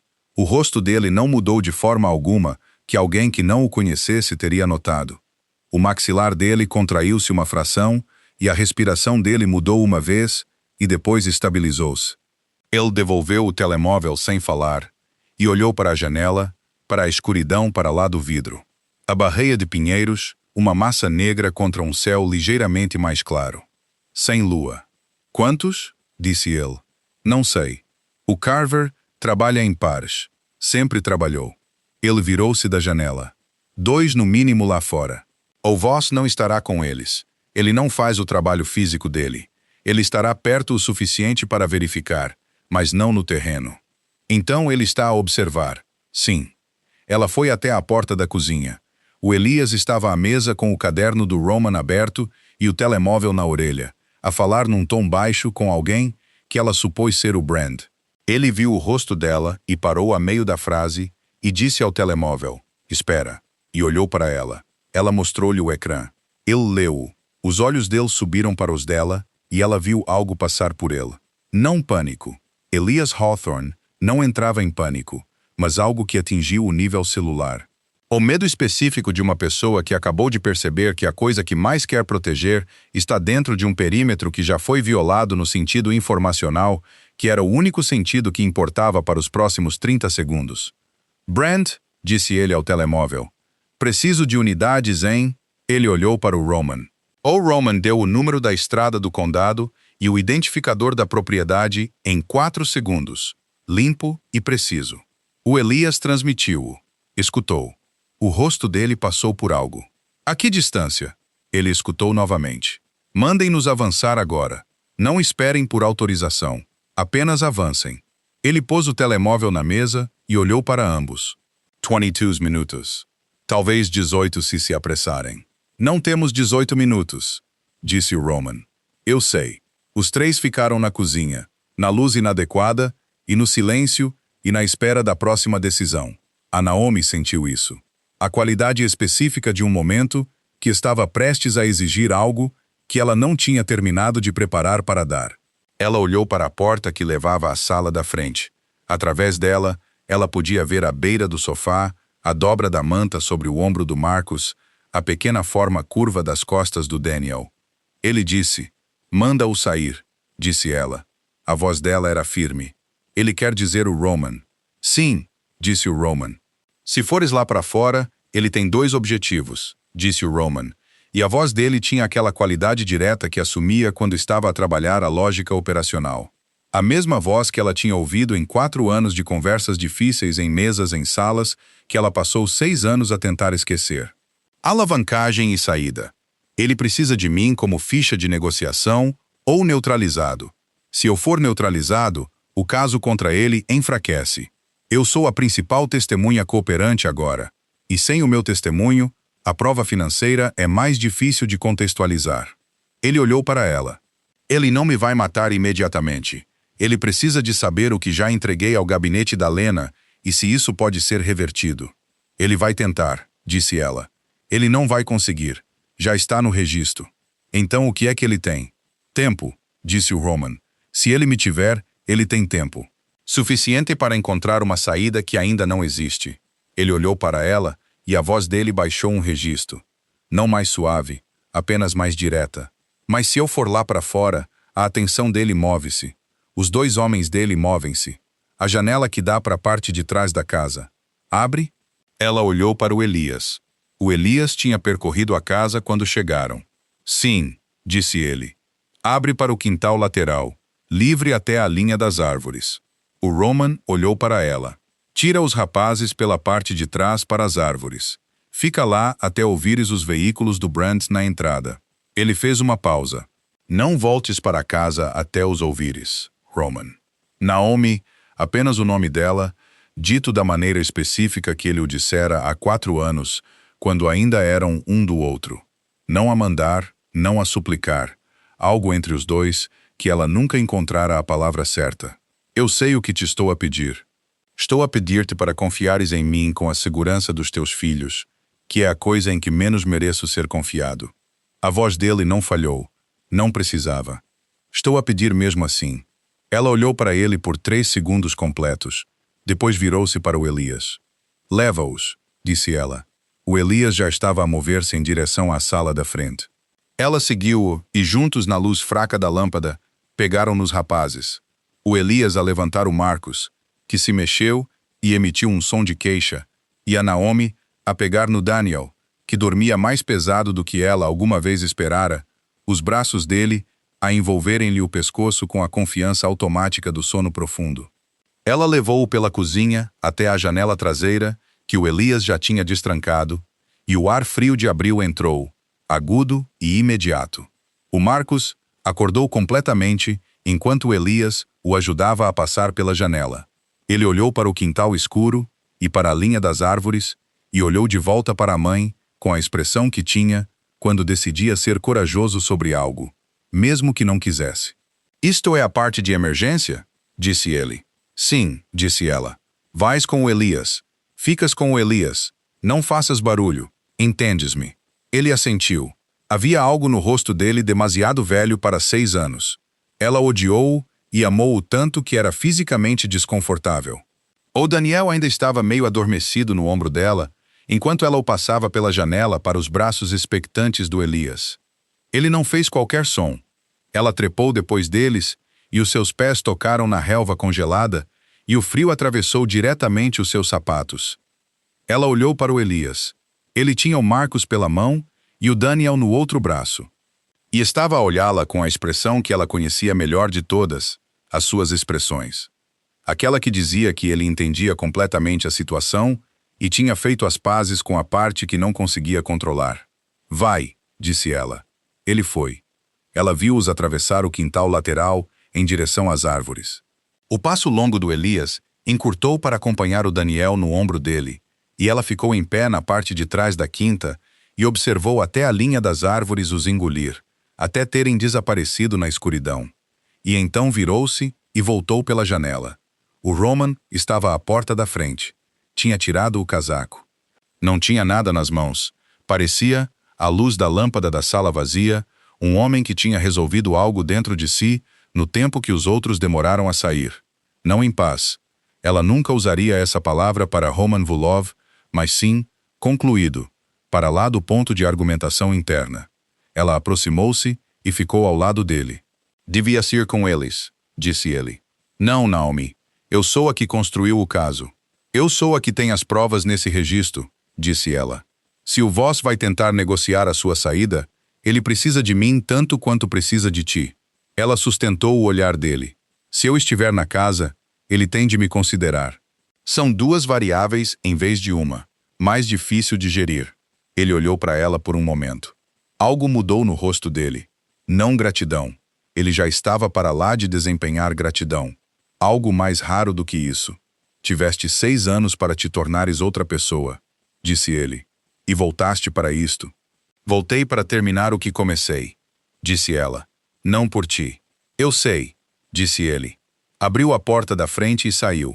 Mas o frio bateu-lhe em cheio. A entrada de Gravilha era cinzenta pálida na escuridão, a barreia de pinheiros, uma parede sólida à esquerda. O campo aberto à direita desvanecia-se no nada. O céu estava nublado, sem estrelas, e o ar cheirava a chuva iminente e a relva cortada, e aquela particularidade do vazio de uma terra sem vizinhos. Ele deu 6 passos a partir da porta e parou. Disse na escuridão, com um volume calibrado para ser ouvido: "Eu sei que estás aí." Nada durante 4 segundos. Então movimento à sua esquerda, a partir da linha das árvores dentro da barreira, uma figura que se resolveu lentamente num homem grande nos ombros, movendo-se com a passada particular de alguém treinado para atravessar terreno silenciosamente. Atrás dele, uma segunda figura permanecia perto dos pinheiros. E então, de um veículo estacionado sem luzes na estrada do condado, a 20 metros do portão, uma porta abriu-se e Dmitri Voss caminhou em direção a ele. Parecia o mesmo. Essa era a coisa que Roman registrou e não conseguia descartar.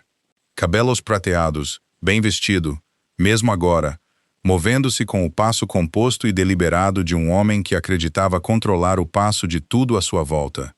Tinha tido 20 anos para construir aquela caminhada, e era convincente mesmo agora, talvez especialmente agora, quando Roman sabia exatamente o que vivia por trás dela.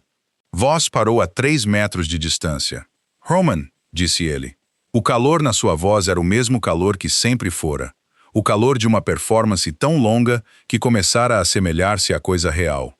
"Dmitri", disse Roman. Olharam um para o outro a 3 metros de gravilha na escuridão de abril.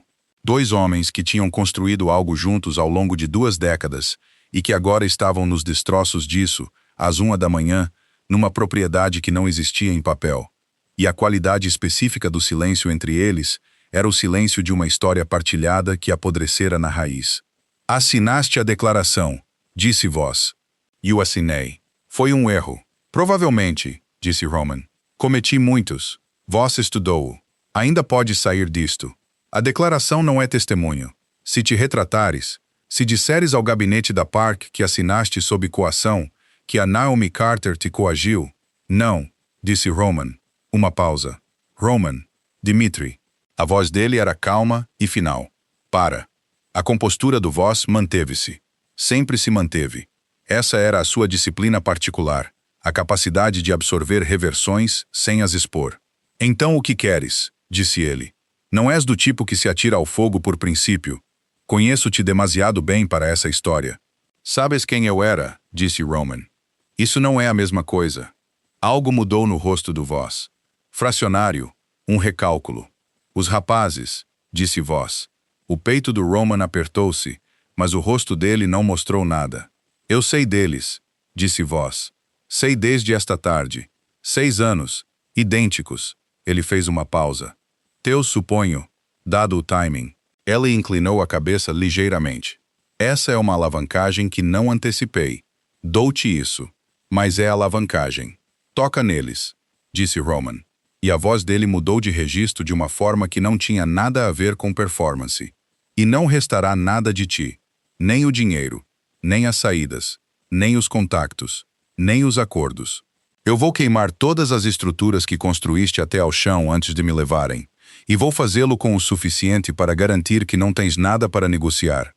Tenho-me preparado para uma versão desta conversa há 20 anos, e devias ter isso em conta antes de terminares a tua frase." "Tu construíste isto", disse Roman. "Não eu. Tu construíste a mentira sobre a Naomi. Tu construíste o ficheiro sobre o Hawthorne. Tu construíste o caso interno que me manteve a olhar na direção errada durante 8 anos, enquanto usavas a minha organização para gerir as tuas próprias operações através dela." A voz dele era uniforme. "Eu fui a tua cobertura. O meu nome, a minha reputação, a minha rede. Usaste tudo isso para construir algo que não tinha nada a ver com o que eu pensava que estava a proteger." Ele fez uma pausa. "E afastaste-me da única pessoa que viu isto claramente o suficiente para te parar. Sempre ias acreditar no que confirmava o que já temias", disse Voss, cuidadosamente. "Eu não criei isso. Usei-o.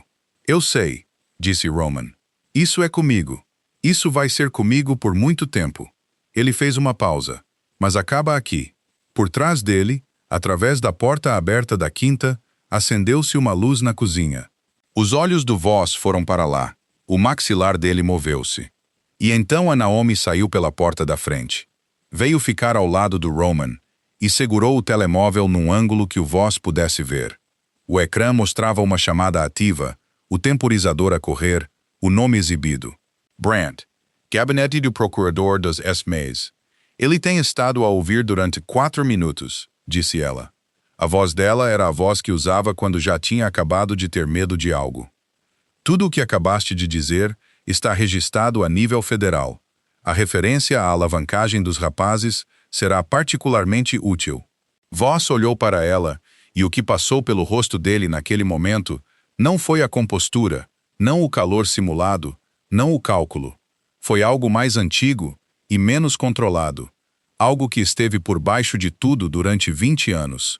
Ela tinha se perguntado como ele se parecia quando a estrutura caía. Agora sabia. Parecia o que era. Um homem que tinha passado a vida a fabricar os medos dos outros porque os seus eram demasiado grandes para serem examinados. Isto ia sempre acabar, disse ela. Sabias isso? És demasiado inteligente para não o teres sabido. A única coisa que não planeaste foi como ia ser quando alguém te entregasse a conta.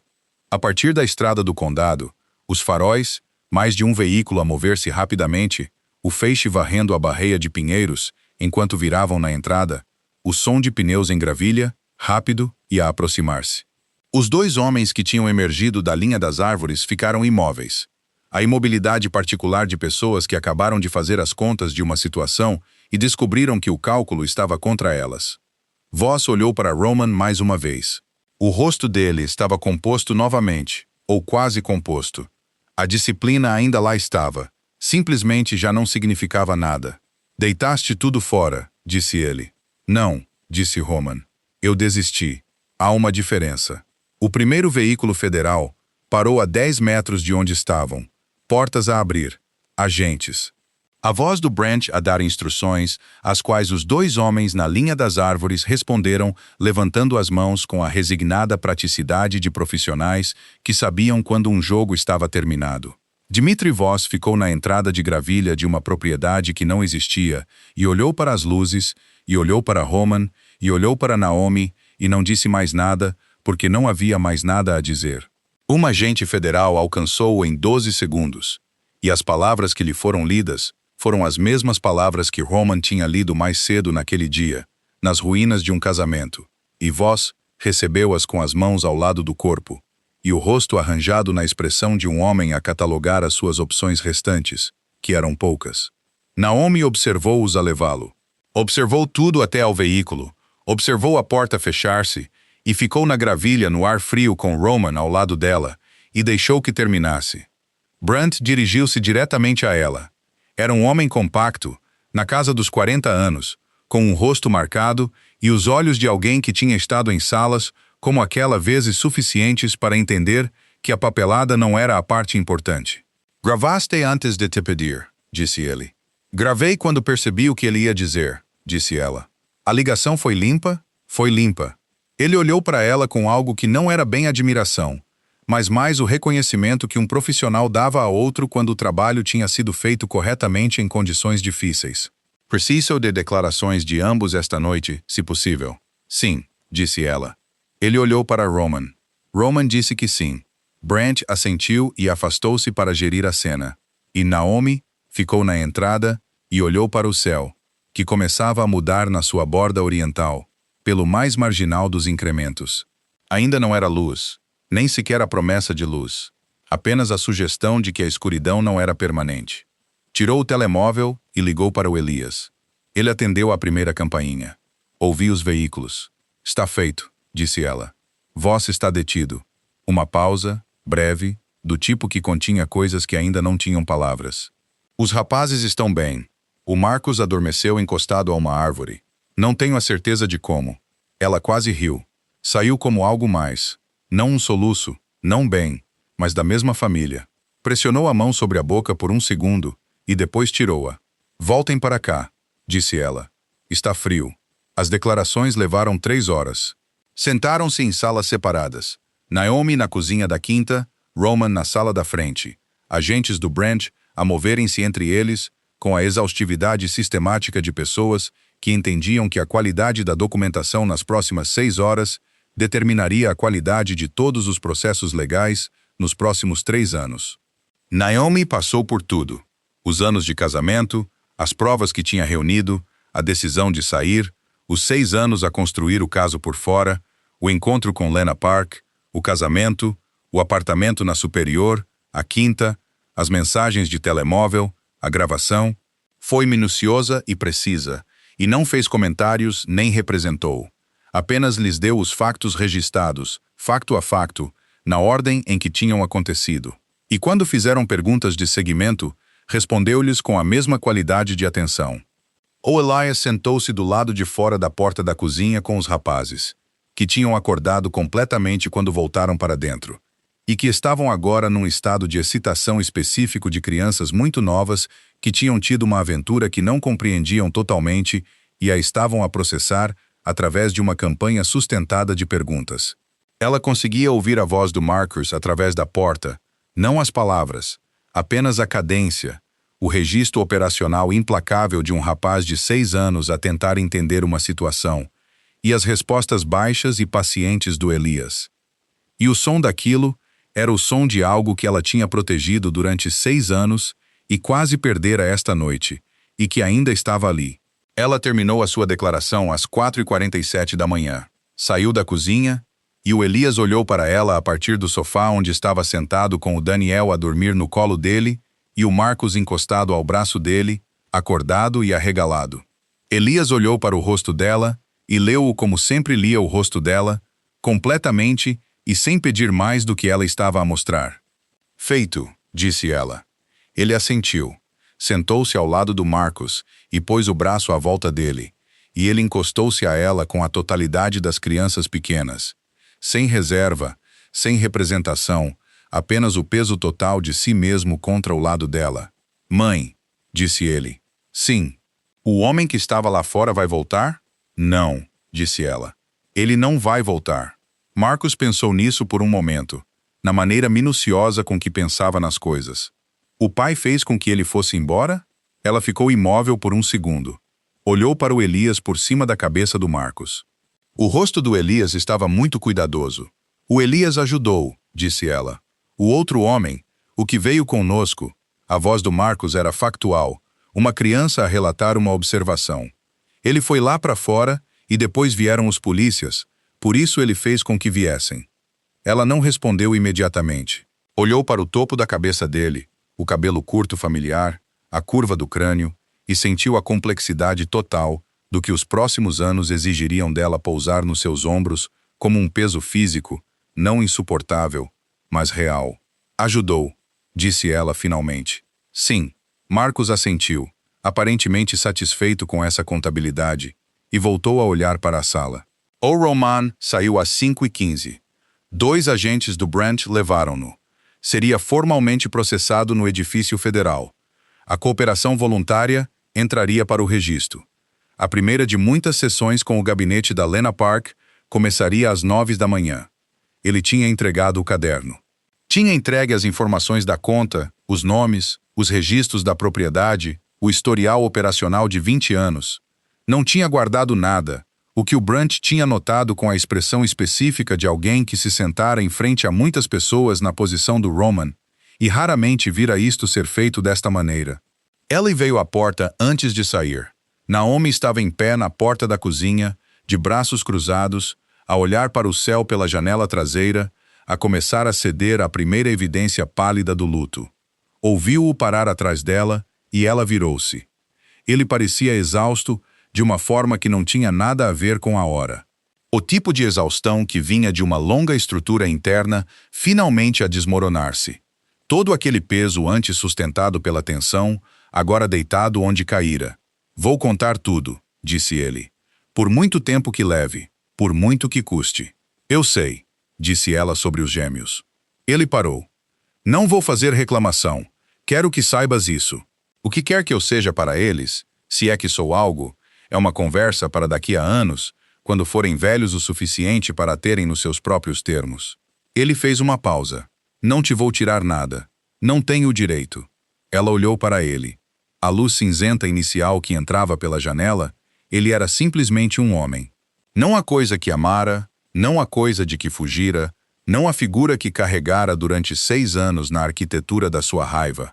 Apenas um homem que tinha causado sérios danos e que ia passar o resto da sua vida a pagá-los na única moeda que importava. Roman, disse ela. Ele olhou para ela. Fizeste a coisa certa esta noite. Não vou embelezar mais do que isso, e não vou fingir que isso anula nada, mas foi a coisa certa. Ela sustentou o olhar dele. Isso é teu. Aconteça o que acontecer a seguir, fizeste isso. Ele sustentou o olhar dela por um longo momento. O maxilar dele moveu-se uma vez. Cuidem deles, disse ele. Sempre cuidei, disse ela. Ela assentiu uma vez, virou-se, saiu pela porta da frente e entrou no veículo federal, e ela ouviu a gravilha a mover-se sob os pneus, e o som a diminuir pela estrada do condado, e depois a desaparecer inteiramente na manhã. Os meses seguintes passaram lentamente, e depois de uma vez, Dmitri Voss entrou com uma declaração de não culpado que a sua equipa de defesa abandonou 6 semanas após a descoberta. Quando o alcance da documentação da Naomi se tornou totalmente visível para eles no registro, ele aceitou um acordo que foi pior do que qualquer coisa que ele teria aceite se tivesse entrado voluntariamente no gabinete da Lena Park, que era como as coisas corriam quando corriam daquela maneira. Os agentes federais corruptos de transferência foram identificados e processados separadamente. O contacto interno na organização do Brent acabou por ser um escriturário que estava sob influência financeira do Voss há 3 anos. Alguém suficientemente baixo na hierarquia para que os danos fossem contidos. Alguém que tinha tomado uma decisão que parecia pequena na altura e não parou de ser pequena até que de repente se tornou enorme. Marcus Hale, o advogado do Roman, foi despojado da sua licença. Não foi para a prisão porque a natureza específica do seu envolvimento caiu numa lacuna jurisdicional que Lena Park achou genuinamente frustrante e que se resolveu da maneira que as coisas por vezes se resolvem, que foi dizer, incompletamente e com a particular injustiça de ver um homem afastar-se das consequências que ele merecera. O Roman começou a sua pena em setembro. A instalação federal de segurança mínima ficava a 4 horas de Chicago, que era um número que não significava nada para ela e que ela se recusou a atribuir significado. Ela deu o seu aviso na Lena em julho. Tinha estado a planear fazê-lo durante um ano, e os eventos de abril simplesmente clarificaram o timing. Ela assumiu uma posição numa organização jurídica sem fins lucrativos que trabalhava com sobreviventes de fraude financeira doméstica.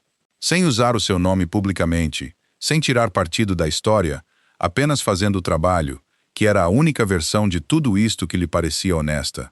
Ela e Elias casaram em outubro. Foi pequeno. Esse tinha sido o seu único requisito, e foi algo que Elias honrou sem fazer alarido de o honrar. 12 pessoas no quintal da casa, amigos, Margaret, 2 colegas da organização sem fins lucrativos, Lena Park, que se tornara, ao longo de tudo, algo mais próximo de uma amiga do que de um contacto profissional. Os rapazes usavam gravatas que o Marcus tinha escolhido e o Daniel tinha reclamado, e ambos as tinham abandonado no final da primeira hora. Ela estava no quintal sob a luz de outubro, com a mão do Elias na dela, e sentiu o dia pelo que era.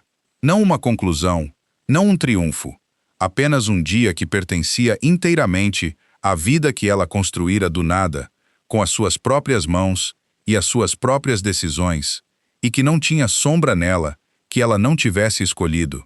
O Daniel encontrou-a sozinha por 1 minuto perto do fim da tarde. Ele ficou ao lado dela, com a gravata desamarrada pendurada na coleira, e olhou para o quintal onde o Marcus estava a explicar algo elaborado a um dos convidados com investimento de corpo inteiro. "Mãe", disse ele. "Sim, é assim que a felicidade se sente?" Ela olhou para ele, os olhos escuros dele, os olhos dela, a olhá-la com a franqueza que sempre fora a sua qualidade particular. Daniel, que perguntava a coisa, que ia direto ao centro dela, sem a arquitetura de aproximação. Ela pôs o braço à volta dele. "Sim, querido", disse ela. "É assim que se sente." Ele encostou-se a ela e ficaram na tarde de outubro e observaram o Marcus a convencer com sucesso o convidado do ponto que quer que fosse que ele estava a fazer. E a luz entrava pela árvore que precisava de ser podada e caía na relva na maneira irregular da luz do fim do outono. E era comum em tudo o que importava e insubstituível em tudo o que também importava. E ela segurou o peso do filho contra o seu lado e deixou o dia ser o que era. Numa instalação de segurança mínima a 4 horas a norte da cidade, na terceira semana de outubro, um homem chamado Roman Vulov sentou-se a uma mesa na sala comum com um jornal com 2 dias de atraso. Tinha estado a lê-lo sem absorver muito, quando uma fotografia na dobra interior da secção de estilo de vida lhe chamou a atenção. Pequena, a preto e branco, o tipo de fotografia que acompanhava os pequenos avisos sociais que os jornais ainda publicavam por hábito. 2 pessoas, um quintal, crianças na margem do quadro. Ele olhou para ela por um longo tempo. A fotografia era demasiado pequena para ler as caras claramente, mas ele não precisava de ler as caras. Ele conhecia os nomes na legenda. Conhecia o quintal a partir de uma descrição que ele tinha montado a partir de pequenos detalhes ao longo de uma longa noite. Sabia o que era o dia porque a legenda lhe dizia. Dobrou o jornal para essa página. Sentou-se com ela por um tempo. Depois pousou a virada para baixo na mesa e levantou-se e foi até a janela que dava para o oeste e olhou para o céu sobre a terra plana de Illinois. E não se permitiu qualquer emoção particular sobre o que estava a olhar, porque ele tinha renunciado ao direito a emoções particulares sobre isto há muito tempo. E o trabalho dos próximos anos era ser o tipo de homem que entendia claramente essa renúncia e vivia nela honestamente. O que ele permitiu a si mesmo era menor do que a emoção, apenas o conhecimento de que eles estavam lá naquele quintal, naquela luz. Que os rapazes existiam e estavam inteiros e eram a sorte de outra pessoa. Que a mulher que ele tinha tentado transformar numa história de advertência se tinha transformado em algo que não tinha palavra no seu vocabulário porque ele nunca tinha tido ocasião de construir uma para ela. Ficou à janela até a luz mudar. Então virou-se de volta para a sala e foi fazer a próxima coisa que o dia exigia e não olhou para o jornal novamente. Lá fora, o outono movia-se pela terra como sempre fazia, indiferente, minucioso, virando tudo no seu próprio tempo. O império desaparecera. As mentiras estavam no registro. Os danos eram irreversíveis e contabilizados, e estavam a ser pagos por aqueles que os tinham feito. E num quintal em Chicago, na última boa luz de outubro, uma família que tinha sido construída a partir da sobrevivência e da honestidade e da coragem particular de uma mulher que se recusara a ficar deitada, estava a sentar-se para comer. E os rapazes estavam a discutir algo inconsequente. E Elias estava a servir vinho, e Naomi estava a rir-se de algo que alguém tinha dito. Uma risada real, destemida, do tipo que não pensava em si mesma. E a tarde continha tudo aquilo sem esforço, como as tardes faziam quando as pessoas dentro delas tinham finalmente, a um grande custo, ganhado o direito de simplesmente estar dentro delas. Nada seria roubado disto. Ninguém vinha. Era finalmente, inteiramente delas.